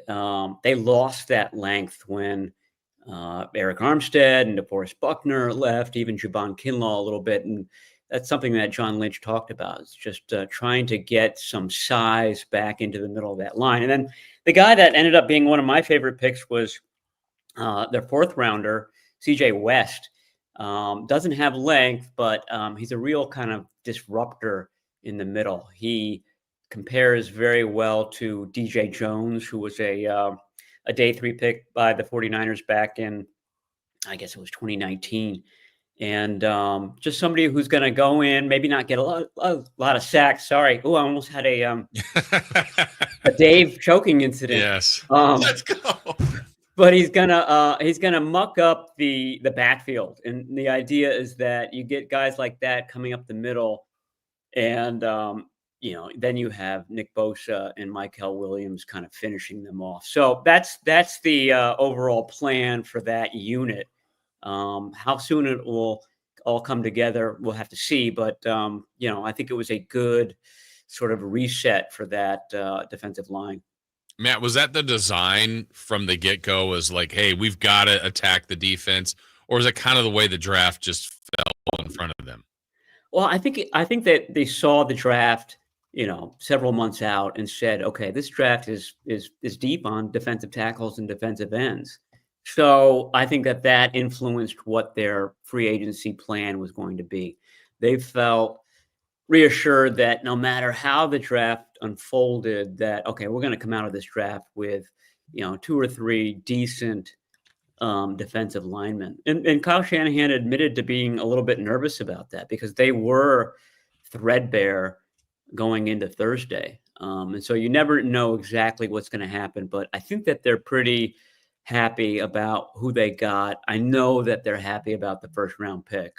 They definitely thought that the Saints at pick number 9 were going to get Mykel Williams, and they didn't, and he was there at 11.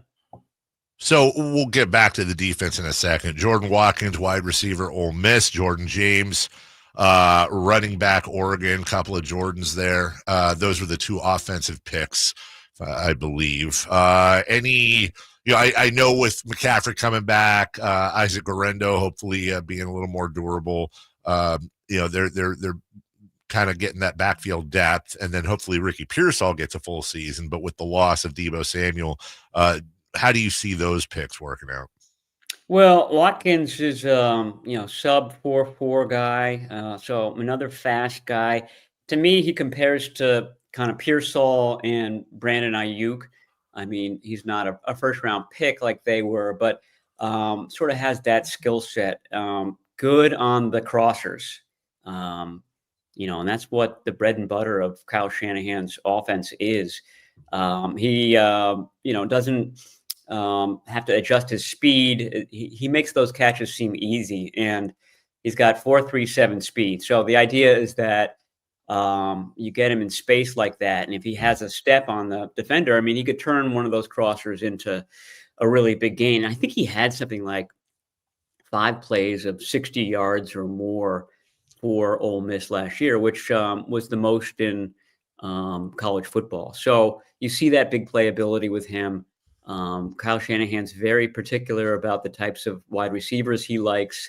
So I think that this is probably a good pick. Rookie receivers don't usually flourish under Shanahan. He's very tough on them. So it might not be right away that you see Watkins come in and do some damage, but I think he's good. And then James, I think the fact that this was a really deep draft at running back meant that he fell to the 5th round. And, maybe in a different draft, he would have been a 3rd rounder or 4th rounder or something like that. So he's just a very steady guy. Last year's running back pick, Isaac Guerrero, was known for his speed. James doesn't have that, but well-rounded, a lot of experience at Oregon. Good out of the backfield as a receiver, good as a blocker. I think that's a big factor as far as playing as a rookie. So, I mean, he just automatically kind of slots in as their number 3 tailback right now. And he's got 2 guys ahead of him in McCaffrey and Guerrero who, were injured last year. And Guerrero has a long history of injuries as well. Yeah. So wouldn't be a surprise if Jordan James got a lot of playing time this season. Matt, just a quick follow-up. As Matt Barrows of The Athletic joins us, we're going over the Niners draft. You mentioned 4.37 speed for Jordan Watkins. This dumb Dave question coming in. This is a dumb question. I get it.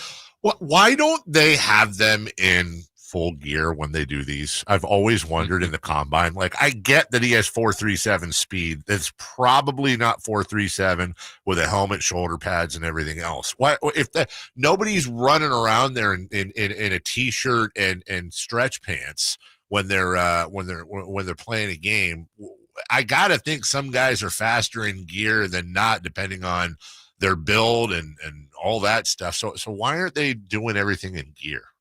Well, wouldn't it all be relative anyway? Like, so they're in their gear, and then Jordan Watkins runs a 4.41, and then the next fastest guy runs a 4.48. You're still I guess I'm wondering if some people can overcome the gear more than others. Maybe not. Maybe that's true. I mean, I think it's more if they're not running that fast on a Saturday in college football, it's not because of the gear. It's more sort of the mental part of it and going through traffic and, dealing with the route and things like that. So you do see that. The guy doesn't seem as fast on tape as he does at the combine, but I don't think it's gear oriented as much as it is just all the other things that a receiver has to reconcile.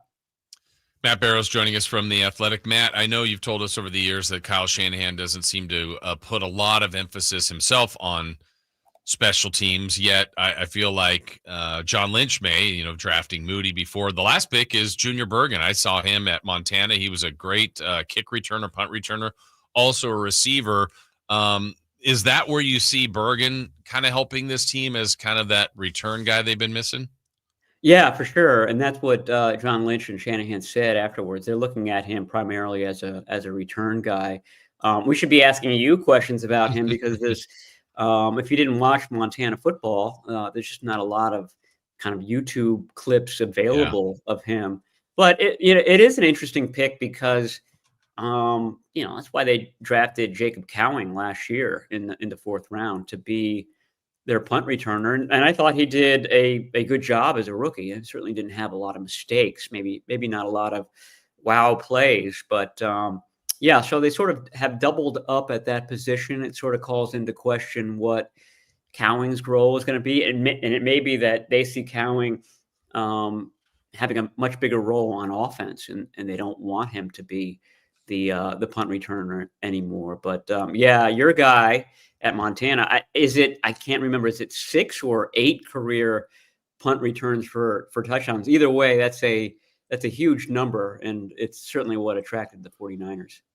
As we wrap up with Matt Barrows, just a couple cleanup things here, nothing really to do with the draft. Malik Mustafa, you saw Adam Schefter yesterday talking about it. Was kind of a weird report because it had happened a while back, but tearing his ACL, not expected to be ready for the start of the 2025 season. Now, what I thought was interesting is a Twitter user named D Miles says, don't be surprised if it's more like week 1, but hoping for mini camp when it comes to Malik Mustafa. Now, why do I care what D Miles says? That's his mom. That's his mom saying that. So any intel on that? And then also who, that was supposed to be Hufanga's replacement, what they're going to do there if he's out early. Mustafa himself pushed back on that timeline a little bit too on Twitter as well. So he was out there. The 49ers have what's called a local pro day, which is where guys from the Bay Area can work out before the draft. And so they had that earlier this month. And Mustafa was one of the veterans who sort of poked their heads out of the weight room and came by. And Mustafa is just, a physical specimen. He's rocked up. And you couldn't tell that he's recovering from an ACL injury. So we didn't know at that point. The 49ers obviously were trying to keep a lid on this through the draft. They did not signal that they were interested in safeties at all. They didn't bring any in for official visits, things like that. So I think that they were trying to keep that on the down low until after the draft. And lo and behold, about an hour after John Lynch and Kyle Shanahan spoke on Saturday, that's when the news of this finally slipped out. But Mustafa had a great rookie year. He definitely was in line to be a starter to begin the season. And I think it'll be sort of a 3-way competition if he's not ready for week 1 among Richie Grant, Jason Pinnock. These are 2 free agents that they brought in last month. And then their 5th round pick, Marquise Siegel, who is another really fast guy, sort of a slot / safety, which is becoming a more and more popular type of position, certainly in college football. Jalen Petrie played it. Jimmy Ward essentially played that at Northern Illinois before the 49ers made him a 1st round pick way back when. So he's definitely got skills. He's definitely got speed. He would be maybe a long shot to be the week 1 starter, but he's got a chance. That's Matt Barrows of The Athletic. You can read all of his updates on the Niners, not just now with their draft, but throughout the offseason at The Athletic. Subscribe, save, and read wonderful journalism like Matt's. Appreciate you, brother. Have a great rest of your offseason. Thanks so much for hopping in. We'll talk to you soon. All right. I'll talk to you guys soon. Bye. All right, take care. That is Matt Barrows. We're way late for a break, but as he said, with Marquise Siegel coming in, there is a possibility that Siegel could swoop in and maybe win the contest. Damn it. You peaked earlier. Pushed it. With bigger Swooped staff. in. I know, bigger staff is the one. Contest. When we come back. Who's hot, who's not? Try it again. We'll go streaking next. Stay up to date on Sacramento sports. Join the Sacktown Sports 1140 newsletter. Visit sacktownsports.com.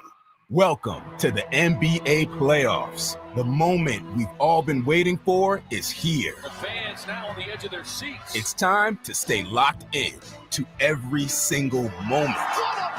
Because you never know when history will be made.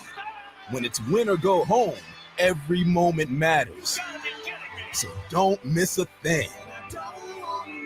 NBA playoffs presented by Google continues on ABC, ESPN, TNT, and NBA TV. It's the final days of the spring sales event. Drive home your new Honda before the deals and the new Hondas disappear. Folsom Lake Honda, your one-stop Honda shop. Looking to own or lease? During the spring sales event, drive a brand new Accord or Civic. Visit us today at FolsomLakeHonda.com, your one-stop Honda shop. As a family-owned and operated dealership since 2009, customer service is our number one priority. Our customers love doing business with us, and you will too. Folsom Lake Honda, yeah, your one-stop Honda shop.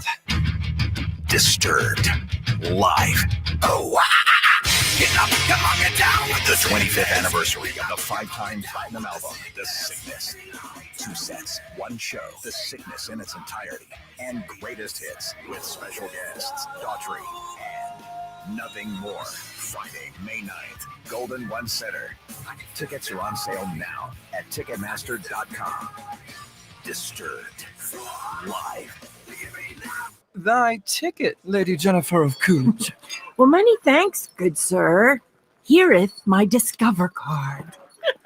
They accept Discover at Renaissance fairs? Yeah, they do here. Discover is accepted at the places I love to shop. Getteth with the times. With the times? You're playing the lute. Yeah, and it sounds pretty good, right? Discover is accepted at 99% of places that take credit cards nationwide. Based on the February 2024 Nielsen report. Oh, wow, honey, I love it. It's so beautiful and so sparkly. Just like you, Mom. Happy Mother's Day. I'll wear it every day. It goes with everything. This Mother's Day, wow Mom with spirit-lifting, outfit-making, express your love jewelry. Shop jtv.com/mom for wow-worthy and budget-friendly styles. I'm never taking it off. Another wow factor? Sign up for JTV Text and get $30 off. If she loves jewelry, she'll love JTV. What's hot and what's not. Brought to you by American Energy Heat and Air, making the uncomfortable comfortable. Head to AmericanEnergyAir.com to find out more. What's hot? Yeah, hot. Real hot. And what's not? It's not good. Brought to you by American Energy Heating and Air, Sacramento's complete heating and cooling company, and second opinion partner.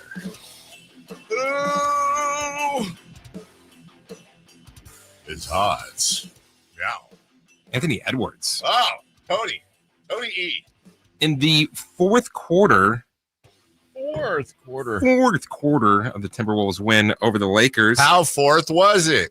He was 4 of 7 from the field, 3 of 4 from the 3-point line, 16 points in just the fourth quarter for the Wolves, 116-113 win over the Lakers. Ooh, including this one right here. Over Reeves on the pull-up three, and he hits it again. His 5th 3 of the game, his 3rd here in the quarter. He's up to 38 points. Well, then who's not? Luka Doncic and LeBron James in the fourth quarter of the Lakers Timberwolves game. Oh, what'd they do? They combined 1 of 8 from the field, 0 of 3 from the 3-point line for 7 points, and lost a 10-point lead in the fourth quarter. Wow. That's unbelievable. That's unbelievable. Well, only one thing left to do. What's that? Take it off. Let's go striking. Strike. It's time to go streaking. We're going streaking. Stroking. Crikey. That's not a knife. Keep the streak going. That's a knife. Go streaking. He's still with us? What the hell are you doing? Yeah.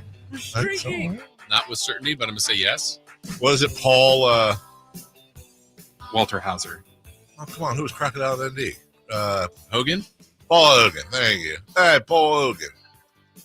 Paul Hogan. Yeah, he's still. Oh, yeah, he's still 84. Chris, Jason says. I'm looking at it. Sorry. How old is he? You know what? I'm going to give it to you. He's 85. That's really good, though. It's really good, though. 1939. Oh, jeez. What happened to Paul Hogan? I'm not saying like he got old. Of course he got old. I'm saying like he just wasn't in. What else was he in? He'd just do Crocodile Dundee, and that's it. It was like in the 80s, 90s? Yeah. That was What year do you think his last movie was? I'm gonna say where he's not playing himself. I'll say like 07. I'm gonna say 95. 2009, he played Charlie in the movie Charlie in Boots. Oh, the classic. Yeah, it was really I was a Boots guy. After Crocodile Dundee 2, it was Almost an Angel, Lightning Jack, Flipper, that's a classic, and then Crocodile Dundee in Los Angeles. Yeah, that's a you know what? I'll say this and then we'll move on. I think Crocodile Dundee, missed opportunity, could have been a sitcom. It could have. He wasn't doing anything. Yeah. Okay, I'm looking at this. His last movie was called The Very Excellent Mr. Dundee. Came out in 2020. It starred Paul Hogan. Jacob Elordi. That sounds familiar. But Chevy Chase, John Cleese, Olivia Newton-John, Reginald VelJohnson, Shane Jacobson, Wayne Knight, and Carrie Armstrong. What movie? How have I not seen this movie? Wait, what movie is this? The Very Excellent Mr. Dundee. Wait, why don't I see that? Oh, it's in 2020. I see. It had Olivia Newton-John, Chevy Chase. Wow. The final film from Olivia Newton-John. Yeah. Just saying, ABC sitcom. And then he goes with Reginald VelJohnson, who's a ABC stalwart. I'm guessing he plays a cop in this movie. Yeah, probably. All right, let's go. I shot a kid. All right, Dave, your streak was at 6. Mine was 0. Chris was at 2.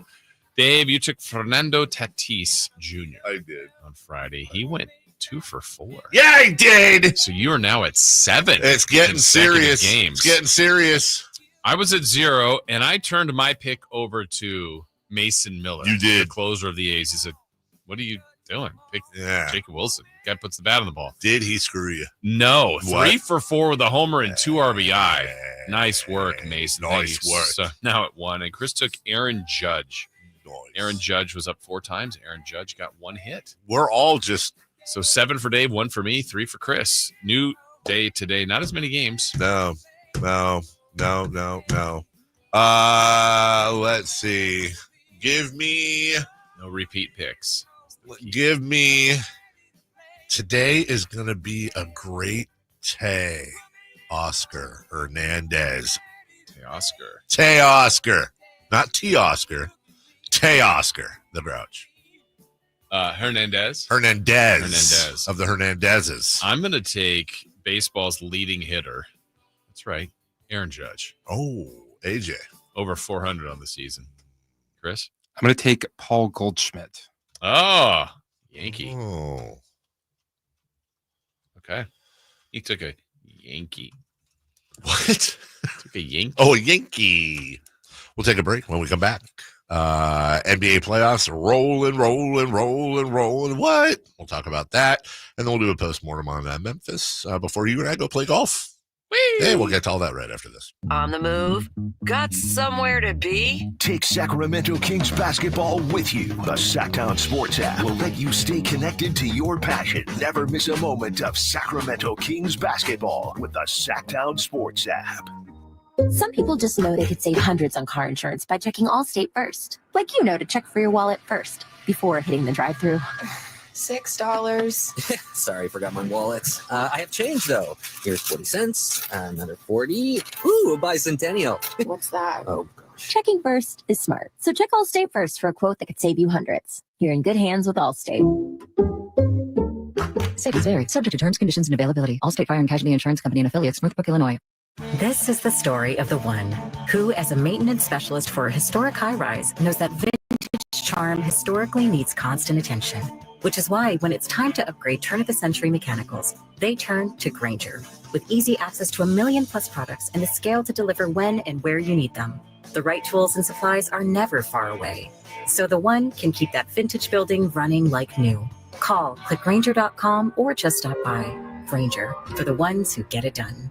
I'm Ken Korak with your Green and Gold Report, brought to you by Comcast Business, powering possibilities. Well, the A's call-up of last year's first-round pick and 4th selection overall in the draft, Nick Kurtz, is not surprising, but his rise through the A's minor league system is pretty astounding. Kurtz has played in only 32 minor league games, but the numbers are eye-popping. A .336 average, 11 home runs, and 37 RBIs. Comcast Business helps turn today's small businesses into engines of modern business. It's how restaurants become reliably up and running neighborhood favorites. It's how retailers become seamlessly restocking, cyber-securing must-visit shops. And it's how healthcare offices become data-managing caregivers that we all depend on. With reliable connectivity, enhanced cybersecurity, advanced fiber solutions, and Wi-Fi backup, Comcast Business is powering the engine of modern business. If you love golf but don't want to play the same 18 holes over and over, at Timber Creek and Sierra Pines, you get 27 holes of variety, so every round feels fresh. And with a Premier Club membership, you'll enjoy unlimited golf with a cart, unlimited range use, exclusive discounts, and 2 complimentary guest passes to share the experience. With pristine conditions, a scenic layout, and an award-winning reputation, Timber Creek and Sierra Pines is Sacramento's #1 rated golf destination. Stop waiting. Become a Premier Club member today at timbercreekgc.com. Progressive knows when you're in your RV, you're already on vacation. That's when you become Vacation You, who just camped where there's absolutely no shade. Even though regular you burns easily. In fact, Vacation You burns too, but is too stubborn to admit it, which is why regular you gets in trouble at the dermatologist, because Vacation You doesn't do doctors. So bundle your RV with your home or auto policy and earn an automatic discount from Progressive. And spend the savings on the both of you. Progressive Casualty Insurance Company affiliates and other insurers. Not available in all states or situations. Still getting around to that fix on your car? You got this. On eBay, you'll find millions of parts guaranteed to fit. Doesn't matter if it's a major engine repair or your first time swapping your windshield wipers. eBay has that part you need, ready to click perfectly into place for changes big and small. Loud or quiet. Find all the parts you need at prices you'll love. Guaranteed to fit every time. But you already know that. eBay. Things people love. Eligible items only. Exclusions apply. KHD1 Sacramento, KYMX HD3 Sacramento. Your flagship station for the Beam Team. From the Power Business Technology Toshiba Studios. This is Sacktown Sports 1140. The Carmichael Dave Show. He's on the microphone when he's not on the microphone. He's playing a song, and when he's not playing a song, he's on the microphone. And then boom, with Jason Ross. No, he didn't. Yes, he did. Call or text at 916-339-1140. It's the Carmichael Dave Show with Jason Ross on Sacktown Sports. I've got the nominees for the Rock and Roll Hall of Fame, Jason. And the nominees are bunch of bands and stuff. Okay. Bad Company. Yeah, I know. Like, I thought they were into. No, didn't they? Okay, anyway, go ahead. What? Oh, maybe they posted that they got nominated. I thought I saw that. Okay. Or, I'm sorry, these are the inductees. I apologize. Okay. Tom Bell. Who's Tom Bell? I should know. By the way, are people that spell like this guy, people that spell Tom, T-H-O-M, the Tom version of Geoff for Jeff? Yeah. Thom. Like, just don't do that. Or you got to be Thomas then. Tom Bell, Delphonic Stylist Spinners. I'm ashamed I didn't know that. Oh, Philly soul music. Come Spinners on. are great. I take everything back I said about Tom Bell. Spell it however you want. Chubby Checker, Joe Cocker, Cyndi Lauper. Yes. Outcast, Salt and Pepper. Nice. Soundgarden. Let's go. The White Stripes and Warren Devon. Werewolves in London. Here's my thing. I've said it before. I'll say it again. One of two things needs to happen. The one I want to happen, they need to come up with a hip hop Hall of Fame. And Dr. Dre should get behind it. And it should be a beautiful, gorgeous, awesome building somewhere in there. Because I don't like the fact that Outkast and these hip hop acts have to be stuffed into the Rock and Roll Hall of Fame. Stuffed. Wow. I'm saying they deserve better. No like question. Yeah, of ignorance. or change it to the Music Hall of Fame. Yeah, that's it. Do they have, I bet they do, but I'm just, Country Music Hall of Fame is separate than rock and roll and all that. Okay, then yeah, I get that's you. where Pat and Tom are. So how is hip hop, rap, hip hop, what? Not its own thing. How is that not? It is the dominant, along with country. Rock and roll popularity is, and I'm a rock and roll guy, is all but dead. And it has been for a while. Okay. And don't hit me with your, shot. your Dan Fogelberg records or whatever. It's dead. Is that similar to having a sports Hall of Fame and not separating baseball, basketball, football? It hockey? really is. Why should Outkast, which is a Hall of Fame group if there ever was one, why should that be shoved in? They're not rock and roll. You think there should be separate and equal halls of fames? I think there should be again, I'm open to either side. Either you go, which by the way, I think a hip hop Hall of Fame or it shouldn't just be hip hop, but dude, that Hall of Fame would be awesome. If they were separated and you had the access to go to any of them, which one are you going to? Well, I'd go to the Rock and Roll Hall of Fame first. I'd go to the Hip Hop Hall of Fame. That way you wouldn't have to see Outkast. I wouldn't have to see. Thank you. I hate the idea. Salt and Pepper. They're in the Rock and Roll Hall of Fame. They're not rock and roll. I think it's insulting to them. Pushing it real good. Also, Oaktown's 357 still not in. Yeah. Oh, yeah. No. Video Jukebox. Channel 23, Comcast. No. Just make it the Music Hall of Fame. Just stop being the Rock and Roll Hall of Fame. Music Hall of Fame. That's in Cleveland, right? Yeah. Been there. You have? I did on the RV trip. Does it rock? It's actually kind of cool. Gross. It's fine. The Seattle Music Hall of Fame is the coolest one I've ever been to. What's is that? Gross. That's just for people from Seattle, groups from Seattle. Yeah. But man, is it grungy? Hendrix and Nirvana and Soundgarden, Alice in Chains and Pearl Jam and others. I mean, that's my genre though. That's my wheelhouse. So I loved it. I just think it's insulting. That's all. That's my thought. NBA playoffs, the first round rolling right along. The Oklahoma City Thunder, really no surprise to anybody, but there were some storylines. If you look at the OKC Memphis series, well, OKC won 4-0. Yeah. Not a surprise at all. And I think that's exactly what we predicted. But I think there was a storyline within that where is it possible to have a sweep that was closer than it appears? Was it? Well, I would like to know. Look, there's no world, barring injury, that I believe Memphis beats Oklahoma City. No world. I do think, however, the ceiling, we might have had a 6-game. I think certainly would have had a 5-game if Ja doesn't get hurt. Yeah, if he doesn't get hurt, you believe they win game 3. Yes. So then if it's 2-1, Memphis should be confident in the 4th game being at home with Ja. But, their spirits left them when he got hurt, and they lost that game. And OKC, by the way, is really good. Yeah, nothing against them. And that's who I think is going to win the whole thing. And I said it from the jump. And that's not a hot take, but that was an unfortunate thing. The Lakers will now have to win 3 straight in order to advance. I mean, they could. Yeah. All those games have been close too.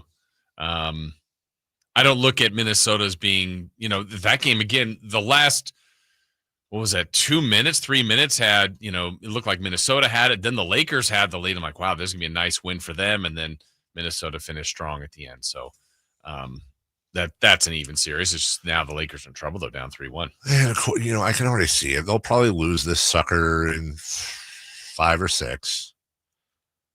And then it's going to be, what can the Lakers do? Is this the end for LeBron? Blah, blah, blah, blah. And then it's going to be like the Lakers trade Austin Reeves and 2 first-round picks for Giannis Antetokounmpo. It's going to be some stupid hijinks is going to happen in the offseason to give Luka and LeBron some help, some much-needed help. I think the league will just advance the Lakers so they can play the Warriors, even if they both lose their series. Probably correct.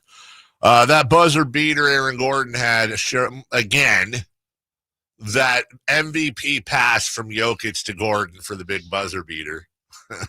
That evens up the series with the Clippers. This is the coin flippiest of coin flips, man. Yeah. I think the Clippers are going to win the series. I do too. Home court hasn't really mattered. So Denver's got it back, but I don't know that's. I'd rather have game 7 on my home floor, but I think the Clippers can go in and win that one if it gets to 7. They what was it, like a 21 to something stupid run they had towards the end to even bring it to that point. This is one of those series where so far there is no lead that's safe. Yeah. Every game has been fantastic. No Jimmy Butler, and the Warriors go up 2-1. They had a big comeback too. They did, and really like that. I'm not saying the Rockets can't win this series, but that you probably should have taken that game. No, that I don't know if Jimmy's going to play the next game. I imagine he will. You got to take the game with no Jimmy Butler, right? Yeah, you kind of do. And look, I'll credit the Warriors, but I hate Draymond Green so much. I really do. I don't know that I've ever had that much of a disparity towards a player in the NBA in my life. I hate the way he carries himself. I hate that he's involved in everything. I hate that he's always whining. I hate that he gets more leeway from the rest than any 10 players combined. I hate that he's dirty. I hate that there's so much I hate about him, yet I find myself wondering what if that's the exact, maybe not exact, but that's very much a type of player I'd love to see the Kings have. He helps you. Yes, he'll screw you out of a game or two every year, but the amount of times he just glues that team together, and his hustle is off the charts. He is such a good defender. He's such an opportunistic defender. He can be physical. He can be fast. He's smart. He just is right. He's a winning player. Yeah, he is. Definitely is. And I hate it. They know it. They do. They really do. He's like the castor oil of the NBA. I don't know what it does good for your body, but it's disgusting to drink. Is that still a thing? I don't think it is. Remember, wasn't that a thing like Little Rascals before our generation where you had to drink castor oil? I was like as a kid afraid of that because that's what I always put on. Like Little Rascals would show that like, oh no, I gotta drink castor oil. I'm like, what is that? Yeah, I think those have gone by the wayside. They don't do castor oil anymore. Anyone ever have to eat put soap in your mouth? I never did that. I take it back. Wash. I did. You just put a loofah in your mouth. I did actually put soap in my mouth once when I was a kid. It was after I watched A Christmas Story. Oh. And then I was like, well, that can't be that bad. So I went upstairs, and now in retrospect, this is probably incredibly disgusting, but I grabbed the whatever was left of the Dove bar or whatever that was in our shower that had hope that's what it was. Been rubbed all over it. Yeah, exactly. I threw that in my mouth. It can't be that bad. Yeah, it was pretty bad, dude. Did that one time. Would you guys do a spoonful of castor oil on the air together? Isn't it like a laxative? Oh, is it? What the hell is cat? What is it? That's what I thought. Like the point of it Isn't was it something fishy? I think. Castor oil is a vegetable oil extracted from the seeds of the Ricinus communist plant. It contains a toxic. Wait, ricin? It contains a toxic enzyme called. Isn't that the gas that they release in subways and stuff for terrorists? Ricin gas. No, I'm serious. Like, isn't that a thing? No, nothing from no. Ricin is what Walter White tried to put in the woman's sugar to kill her in Breaking Bad. Castor oil has ricin in it. Okay, it's thick, it's odorless, and wait, people used to feed ricin to their kids to wow. That's jacked. I wonder that generation is weird. I thought it was a laxative too, which would make it for a fun show. Dame Lillard is done. It is a thought of as a Achilles burst. Not good. I know what Clay did that. Durant did that. He's older than those guys though at this age, at this point in his career. But yeah, we may have seen the end of Dame as we know him. He's been my favorite non-King for a long, long time. But that's a tough, especially with his type of game. He's not some big bruiser. That's tough because he moves a lot. But hey, good luck to him. Also, gotta think he may not be back until. I mean, that's usually about a year off, ain't it? Yeah, it can be. So what would he be? 35, 36? Man. All right, we'll take a break. When we come back, we'll clean everything up here, including a little post-mortem on the Memphis Grizzlies and more. We'll do that next. The Sacktown Sports 1140 newsletter right to your email. Get your latest on the Sacramento Kings, athletics, and Republic FC with the Sacktown Sports 1140 newsletter. Visit sacktownsports.com to join. Saving for retirement was tough enough for us. Yes, and navigating markets can be challenging at times. I understand.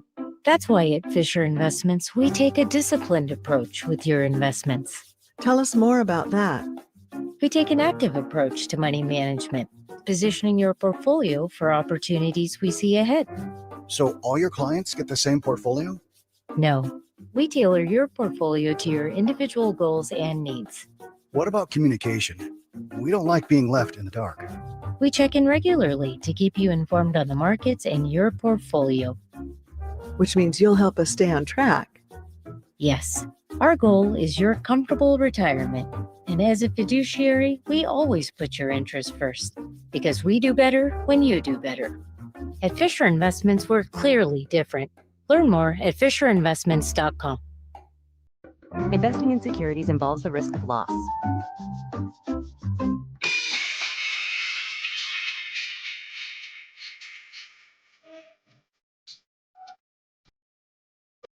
Waking you up with the best in local sports. It's the Carmichael Dave Show with Jason Ross On Sacktown Sports.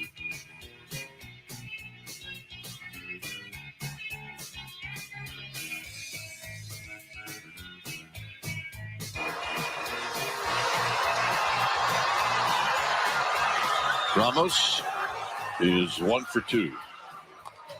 Taps this one to third. And he sails it down the right field line. Ramos is on the move. And he is going to stop. No, now he's going to go to third. Here's the throw. It gets by him. Here comes Ramos. This game is over.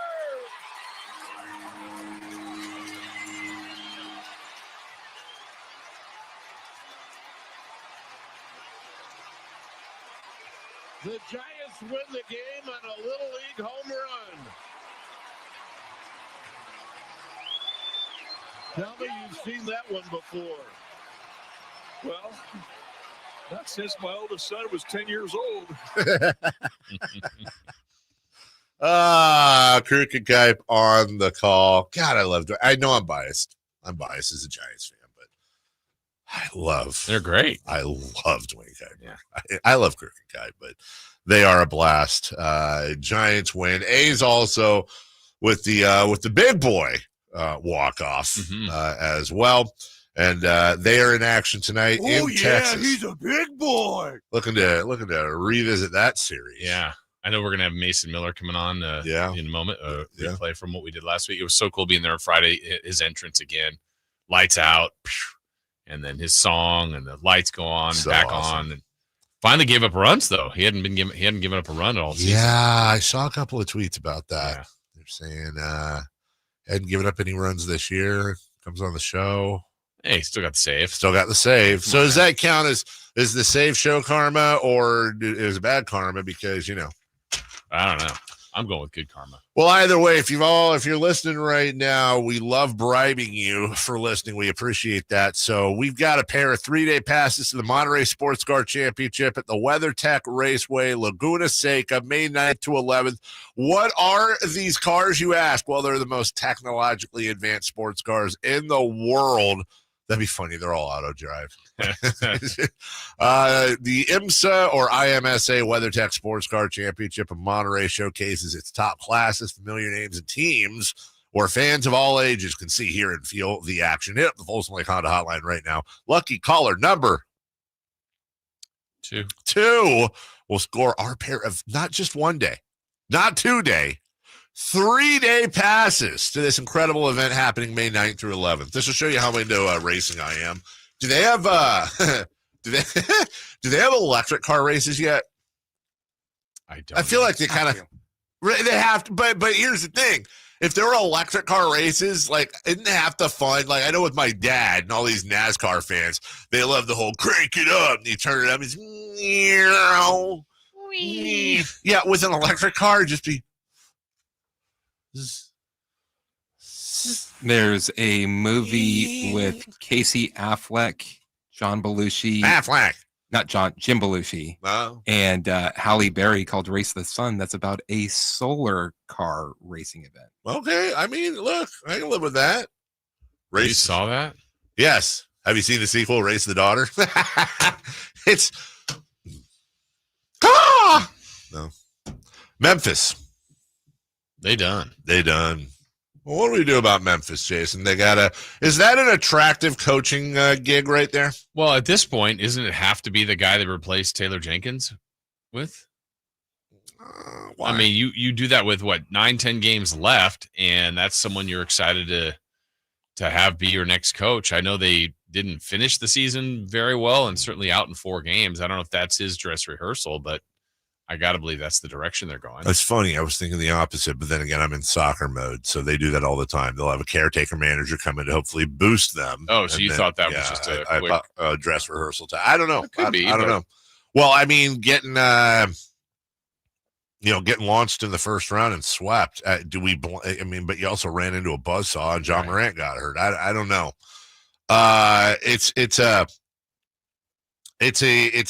You got John Morant, Desmond Bain, Jerry Jackson, and a second-year Zach Edey. Yeah, all those guys are signed too. I think they got to figure out, is Ja who we're going forward with? Not that they, he signed, but that would be the biggest move they could make, is dealing him if they wanted to. I totally understand why they would bring him back. They won 21 more games than last year, 48 wins. They had a good year, but they're in the crowded West. What's the best avenue for them? Also, Jaren Jackson Jr. and Zach Edey. I feel like that should just be more insanely dominant. Well, yeah. And the one thing about Jaren Jackson Jr., when we're talking about, this was maybe when the Kings had Fox and Sabonis, and so I thought the perfect, if I could pick there's better players than Jaren Jackson Jr., Sure. But I think he would fit perfectly with Sabonis. I interior defender, a guy that shoots threes, doesn't rebound well, but Sabonis fills in his weaknesses. He fills in Sabonis' weaknesses. So you've said that, and I agree with you. And then this little birdie in my head, and obviously they're not the same, but I just always wonder why Miles Turner and Sabonis didn't work out more. Well, that's my pushback always on that, and I didn't watch it. They made the playoffs. When people go, that didn't work. Well, didn't win a championship. They were in the East, and I think at that time was LeBron still there? Or I don't know who was the best team in the East at that time, but they were making the playoffs.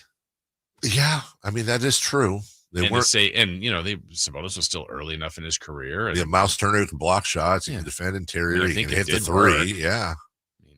I felt like it should have worked more, but then what would be more, winning a championship? It would be Paul George and Kawhi Leonard didn't work. Well, they won a lot. They didn't win a championship, but yeah.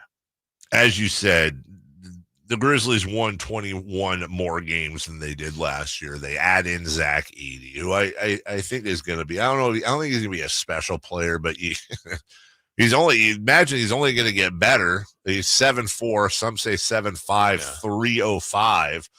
And when you look at Edey's numbers as a 23-year-old, I think the most surprising number is 9 points, 8 boards, 3.5 of those were offensive. Obviously, he's going to have a fantastic field goal percentage, 58%. That's actually probably low for him. 35% from the arc, which, low volume, but still. What surprises me, 1.3 blocks a game. That really does surprise me. I figured for sure he'd be over 2. Right. He's just a monster. And maybe part of that's just him getting used to the game. He's not the fastest dude. Yeah, I think where Memphis, to me, what always stands out to them is the Jake LaRavias, the Santi Aldamas, Scottie Pippen Juniors. They just keep finding John Conchar. They find these other guys that they kind of develop that end up playing well for their roster. They're going to be built by Bain and Morant. Jackson. Yeah, there's another one. By Bain, Morant, Jackson Jr., and maybe Edey. But they've done a good job with some of those other players. I think Luke Kennard's a free agent. So that's a guy they'll likely lose and move on from. But they got to figure out, kind of what other pieces they can add. I don't think, was Scottie Pippen Jr. not drafted? I don't think he was. I don't feel like he was either. And then Bain was the 30th pick in the draft. Wow. Obviously, Morant was 2. I think Jackson was 3, 4? It was in the Luka draft, and then Zeddy, Edie was Big Zeddy. The Grizzlies are interesting because the Grizzlies might be, if they're not the most confusing team in the NBA, they're close because they're still relatively young. They've got a nice starting lineup. You feel like you could add a little bit more talent to that bench, maybe another starter, and if you want to move Scottie Pippen Jr. out of there. But as we talked about, just a core alone of Bane, Jaren Jackson Jr., and John Morant's fantastic. They're young.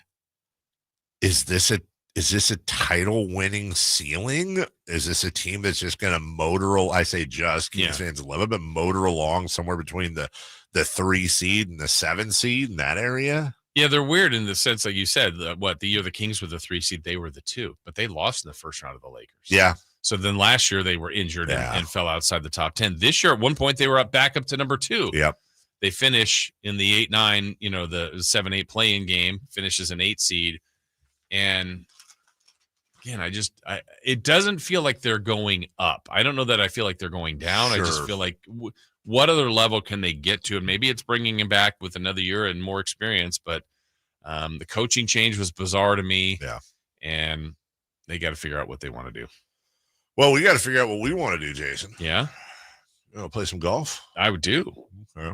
Do you? Yeah. You're excited. I am. You the are. game of golf. All right. I know. I want to be careful on this clock, Chris. Are we You got a couple more minutes. We do it. Fine. By the way, just a reminder, Jason and I are going to play in the Sac State Golf Tournament. And Stinger's up. Yeah. You think everybody's going to do that after? Yeah. Wow. The only person that went to Sac State isn't invited to graduate. Wow.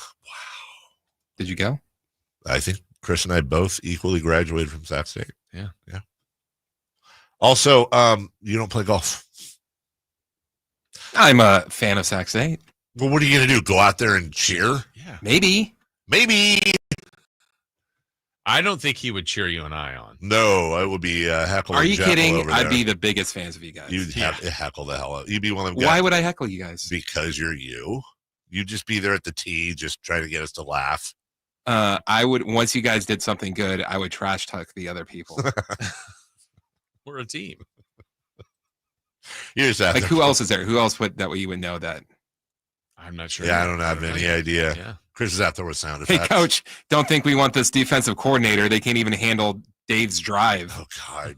Coach T is going to be there, isn't he? I know that's basketball, I don't think but so. No? No. Okay. I haven't seen Coach T in years. Yeah. We will. Oh, Jason can't get him off the phone. We'll re-rack Mason Miller coming up here in moments. Mace. And then celebrity birthdays. We'll finish that one. Are you Better running get that, Chris? Yeah, better get started on that. I mean, shouldn't be too challenging. Just who's turning what today? Oh, would you like to do it one day? I'm just saying. Would you like to handle it one I feel day? like that's not you would actually be kind of, and normally I bring up ideas to give us less work, but honestly, sometime this summer, what would be hilarious, but also just a total disaster, would be just to hand the whole rundown to Chris.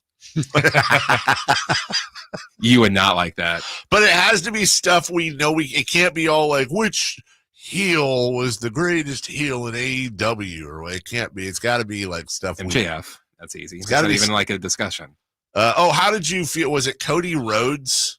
There was a wrestler that did a draft pick. I thought it was Cody Rhodes. It was Seth Rollins. Oh, how did you feel like he did? Yeah, it's fine. It was fine. You gave the wrong name. Yeah, I think he announced himself as Cody Rhodes, Chris. I think you're wrong. You think so? No, I think the guy that doesn't know anything about wrestling got it right. You got it wrong. All right, so Mason Miller next. Celebrity birthdays after that. And we will see you tomorrow morning. But do enjoy the rest of the program. Oh, it's Luthez' birthday today. Who? Luthez. Luthez. The famous 50s wrestler. Oh, Luthez. I thought you said Luthez. See you tomorrow. Bye-bye. You never know what you might hear when listening to a Sacramento Kings game. Out of Keegan, going for another triple. Man, is he feeling it. Keegan, can he do it? Yes, there's number 11, Keegan Murray. Keegan steps back, He just knocked down his 12th three-pointer, a Kings franchise record. He's got 45 points. Never miss a moment of Sacramento Kings basketball with Sacktown Sports and the Sacktown Sports app. Power Business Technology is proud to be a 100% independent, locally owned and managed Toshiba copier dealer. Local ownership cuts out the red tape, allowing ourselves to never be too busy to personally answer the call when our clients need us. Recognized for excellence in service execution, training, and customer service, we're proud to be named a Toshiba ProMasters Elite Dealer since 2021. Contact us today for all your business printing needs at 844-POWER-BZ. That's 844-769-3729, or visit us at powercopiers.com. The IMSA WeatherTech Sports Car Championship is back for another thrilling season at Monterey's iconic WeatherTech Raceway Laguna Seca, May 9th through the 11th. Only in Monterey can you experience a high-octane mix of international drivers, cutting-edge prototypes, and GT sports cars racing wheel to wheel. There'll be gourmet food, wine, craft beers, family entertainment, and exclusive fan engagement with the drivers in the open race paddock. Buy your tickets now and experience world-class motorsports. Visit WeatherTechRaceway.com. You've heard the saying, penny wise, pound foolish, right? It means you do something that will save you a little bit right now, just pennies, but that ends up costing you pounds in the end. People put off tuning up their furnace because they don't want to take the time or spend the money to get it done. But it only takes 90 minutes and costs just $87, which is just pennies compared to the huge problems and expenses that can rack up if you don't get your furnace tuned up. You'll also save money on your energy bills, and your system will last longer. So don't be penny wise and pound foolish. Call Bell Brothers for a precision tune-up and professional cleaning today. Our number is 916-444-1234, or find us online at thenosurpriseguys.com. The No Surprise Guys, Bell Brothers.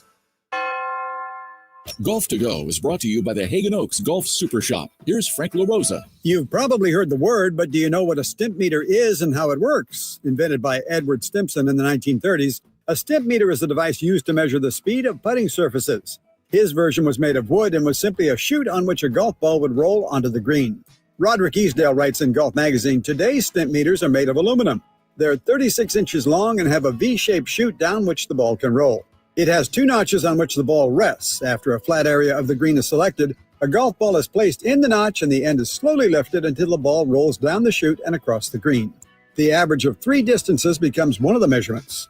The process is repeated in the opposite direction, and the measure of both directions is added and divided by 2. That figure in feet is the stimp meter reading.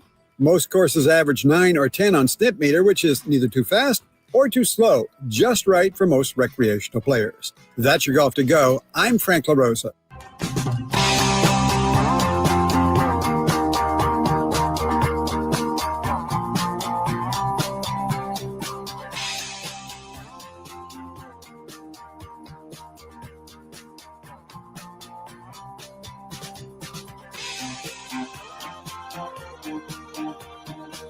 The only place in the morning to get your sports fix. Live and local. The Carmichael Dave Show with Jason Ross.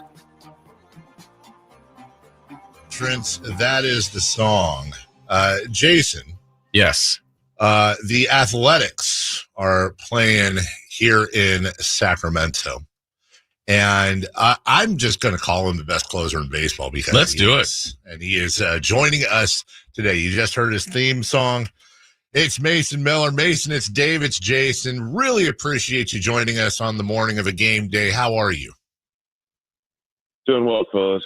How about you? Well, we're doing good. Yeah. We're excited to talk to you. And I know you've done hundreds of interviews and, you know, hey, that fastball is amazing. And it is. And, what does it feel like to get a save? We're going to ask you stuff like that. But we always try to do a little research. And is it true you're an Eagle Scout? Yes, it is. It is true. I earned my Eagle Scout honor, and let's see, it's been a while now. Graduated high school in 2016, so probably winter, end of 2015, 2016. Now, for people that don't know, like becoming an Eagle Scout, that's not like you went out and, did a thing. Like that is a freaking road. Yeah, You have to do like projects for the community and memorize, all this stuff, the motto and the all of that. Two questions here. Have you retained a lot of that knowledge? Like if we were all trapped in the woods, or are you the guy tying the knot? Right. And then secondly, I mean, this is a weird one, but like, does your Eagles scoutiness, I don't know what the term is, does that help you mentally or at all in baseball?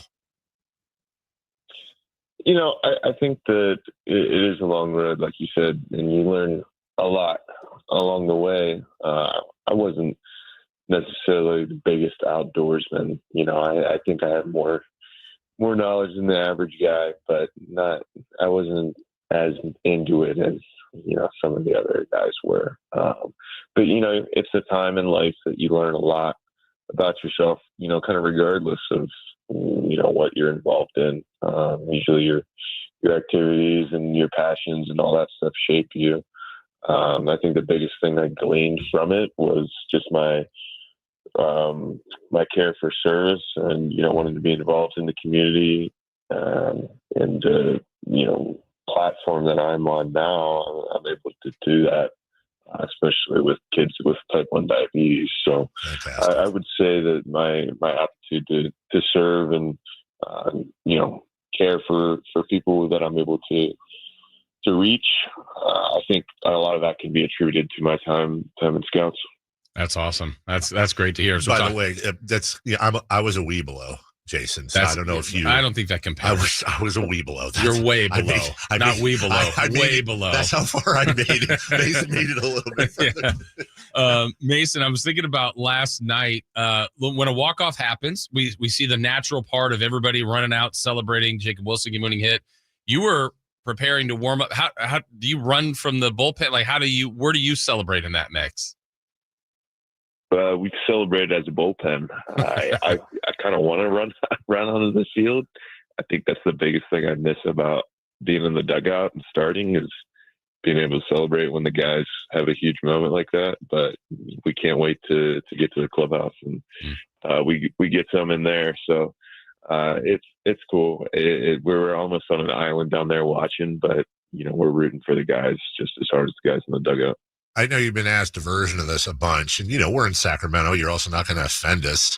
We get it. You're not playing in the classic major league ballpark, but is there something that stands out to you as the biggest difference for you when it comes to facilities or things you can or can't do that you can in other parks? It's an adjustment for sure. Wherever we went, it was going to feel like an adjustment for different reasons. You have call a place home for me, it was 2 years, but you get used to it. You have a routine, place that you're used to living, the drive in, the facilities and all that. And they've done a good job preparing this place for us, but it is a big change. And I would say the most notable one's probably just locker room location, it being in left field as opposed to connected to the dugout. I think that's just the most noticeable change. But as far as the facilities go, they've taken care of us for sure. Well, you've been in Northern California for a little while, but how about Sacramento? How are you adjusting to being in this city so far? Man, I mean, the first month of the year really just feels like it flies by. You go from spring training, you're parked in one spot for 6 weeks down there in Phoenix, and get out. And, we start on the road for 4 games, come home for 3 games, back on the road. So it's really felt like a blur, but I think it's starting to feel like home. Getting settled and everything, getting used to the city, getting out and trying some new restaurants, things like that. So we're enjoying ourselves. Miss having a 10-game homestand, that's for sure. We'll be 7 games, I think, is the longest homestand, but usually ends up feeling like 6 days since we leave. We leave after the game, the final day, but we're trying to make the most of it for sure. Mason, I was at the game the other night against Texas, and you guys have a 3-run lead. Everybody that's still there is waiting for you to enter, and the song starts, the lights go out, the flames are on the scoreboard.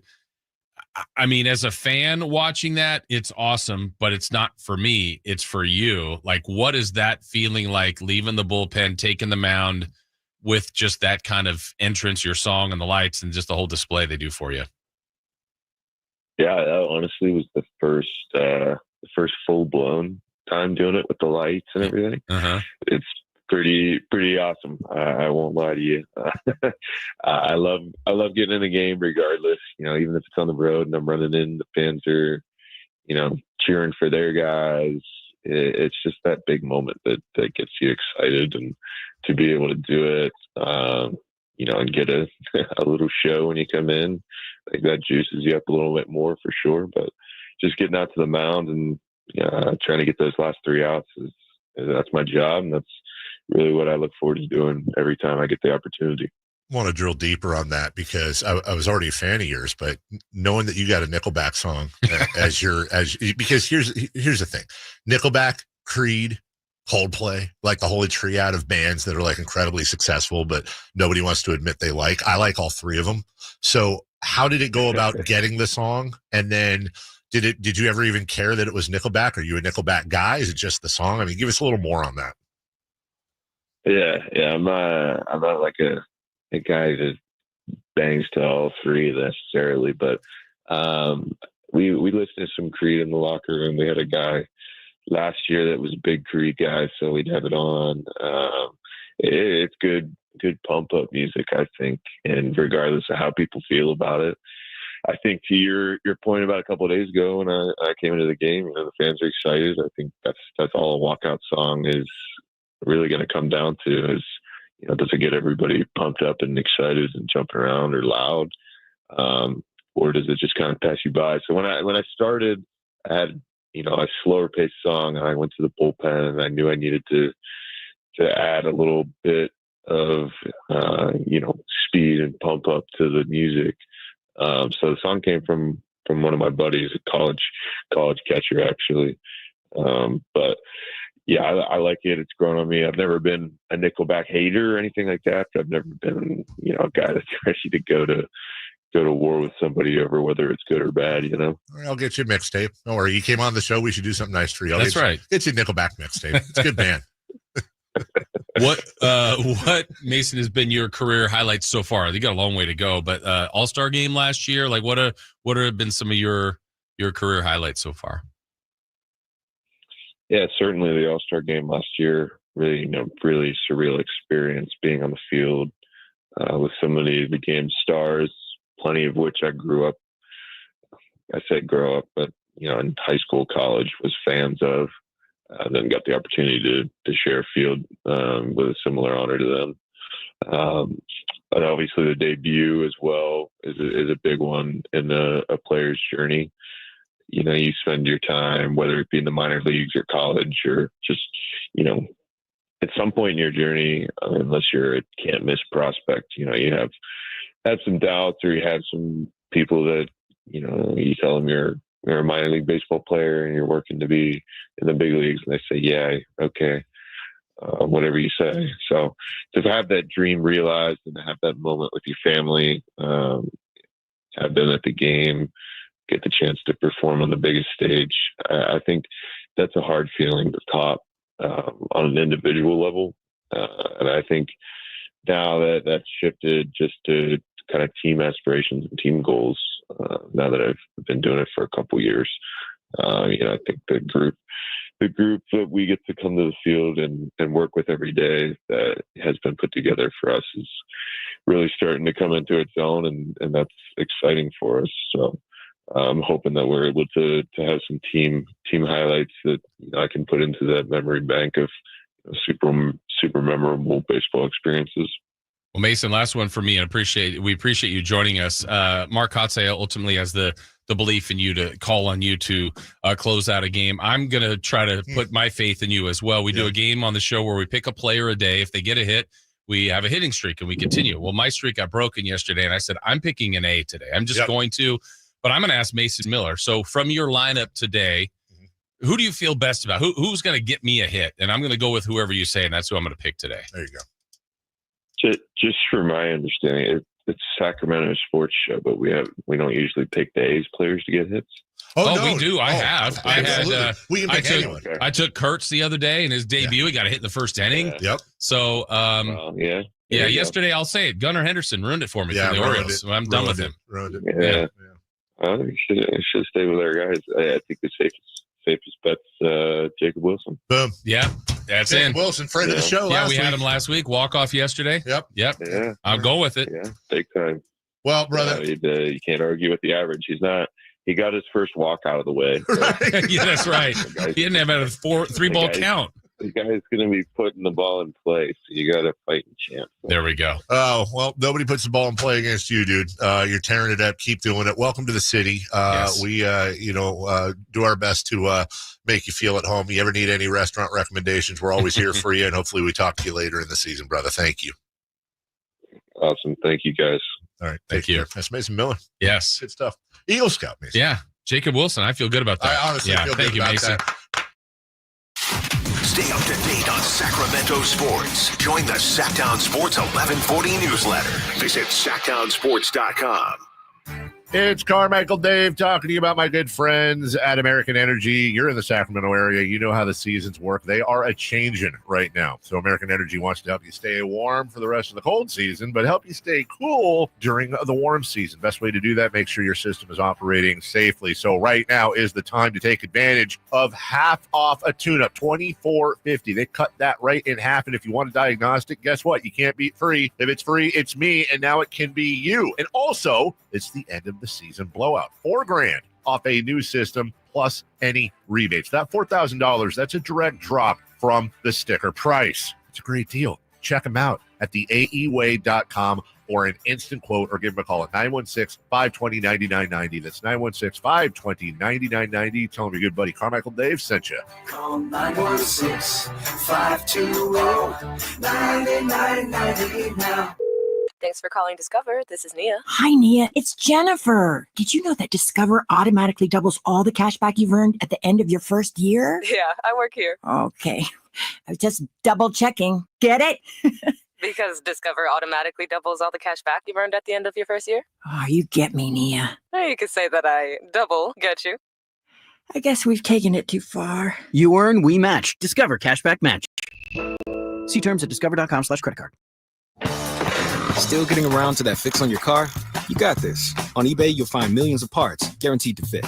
Doesn't matter if it's a major engine repair or your first time swapping your windshield wipers. eBay has that part you need, ready to click perfectly into place for changes big and small. Loud or quiet, find all the parts you need at prices you'll love. Guaranteed to fit every time. But you already know that. eBay. Things, people, love. Eligible items only. Exclusions apply. If you're 55 and up, T-Mobile has plans built just for you. 2 lines of unlimited for just $30 a line. That's a 45% savings compared to Verizon and AT&T. But don't just take our word for it. It's not just the savings that are great with our T-Mobile plan. There's all this value from all these other things that T-Mobile offers. T-Mobile has been such a savings for us. We love it. Switch today and get 2 free 5G phones like the Motorola Edge with Turbo Power charging that gives you power for the day in just 15 minutes. And customers 55 and up can get 2 lines of talk, text, and data for only $30 a line. Go to T-Mobile.com/55 to learn more. With 24 monthly bill credits and 2 new lines with autopay for well-qualified customers plus taxes, fees, and $35 per line connection charge. Credits end and balance due if you pay off early or cancel. Contact us plus $5 per line without autopay. Debit or bank account required. 45% off 2 lines versus AT&T Starter and Verizon Welcome. Plan benefits vary. See details at T-Mobile.com. Motorola Edge requires 68-watt charger. Chargers sold separately. Actual performance will vary based on usage and configuration. Get ready for an adrenaline-pumping, action-packed day at Monster Truck Madness. Witness the insane power of Rockstar, California Kid, Identity Theft, Spitfire, Reverse, Titan, and more. Plus, right along the massive monster truck. It's all happening Saturday, May 10th at the San Joaquin County Fairgrounds with 2 back-to-back shows at 3 p.m. and 7:30 p.m. Don't miss the wildest event of the year. Tickets are selling fast, so hit the StocktonDirtTrack.com for tickets and more info. It's Monster Truck Madness. Non-stop, high-octane thrills that you can't miss. It's time for the news of the day. The latest headlines, the biggest stories, hard-hitting analysis. Yeah, this is none of those things. And now, here's Carmichael Dave and Jason Ross. Yeah. No, it's none of that. Yeah. Alan Stiles here, filling in because these guys are out at a golf tournament, charity When golf did you get the tournament. invite for the golf tournament? You know, I did. I did. The way my schedule works, I really wanted to be here to do the show, but I for sure got the invite. Oh, okay. I didn't technically see the invite, but I know. Oh, okay. I know that it is. If you would have made somewhere. a stink about it, then you would have got an invite. Exactly. So in my mind, I got the invite. So what do you feel about that when like there's something going around with like a lot of people, and you're like, I didn't get an invite. This and isn't the first time. And there's a person that'll go like, well, just show up. I'm sure it's just a mix. How do you feel about that? I never do that. No, you can't just show up because everybody knows that you didn't actually get invited, because then it's the actual person or the whoever it is, oh yeah, we meant to invite you, but now you've taken the liberty of just But do you up. reach out? No. If it's something that like you knew that you were supposed to get invited to, would you be like, hey, is something going on? No? No. I just wear it. Hey, so I saw that I'm here and Dave left his YouTube open so I can pretend to be him if I want. But I saw that everyone was talking about Sabonis and the Pacers, the Halliburton trade. Did Dave bring up my tweet? When did we bring? I'm looking at our. Is that why you were talking about the Pacers? Not seeing that in our rundown. You know my tweet about the Kings and the Pacers being who the Kings actually want to be. I don't keep on track with all of your tweets. I'm pretty sure Dave saw it. I'm pretty sure I gave him a segment there. That would have been news to me. All right. Well, we don't want to take your segment away from you. No. And speaking of, we are going to break down all things NFL draft and why I think this weekend was one of the worst looks for the NFL in a very long time. And it's been a really good look for the NBA as far as the playoffs are concerned. So, of course, NBA haters have been silenced. The Kings having no plan to rebuild. That is from Scott Perry per Mark Stein. We have our trade target of the day. This is one that we've talked about before, but we're going to do it on a deeper level. Doc Rivers, best betting odds to land with the Kings. And by the way, before we get into celebrity birthdays, can I just tell you, Chris, how messed up what Kyle Ledbetter just said to me was? Can I tell you this? Sure. So just us. Everybody that's been listening to the show knows when I first took this gig, I was recovering from my Achilles, right? I tore my Achilles, my left Achilles. I was playing basketball. I'm nearly 2 years recovered. And that's how long they say it usually takes for it to be like. I haven't played basketball since. I can run, I'll jog, but I have not. I've sprinted probably about 80%. I'm almost 2 years past. So the Wi-Fi in here can be a little spotty, and I got to charge my phone to do the hotspot. There's a whole thing. Left the charger at home. So Kyle and I were just now talking about Dame Lillard, and I said, man, whenever somebody tears their Achilles, I just feel it, Kyle. I can't even watch the video. And I'm going to get, and I said, okay, I got an extra charger in the car. I'm going to go and run and get it. Chris, how much time? You tell me 3 minutes. So I start sprinting off, and as I'm running away, Kyle goes, Dame Lillard. So what happens if you're like, I get this call from you, just like, I really messed up my leg. I can't go up the stairs. What am I going to do? I don't know. But how do you say on. Dame Lillard? How do you say that? That's messed up, man.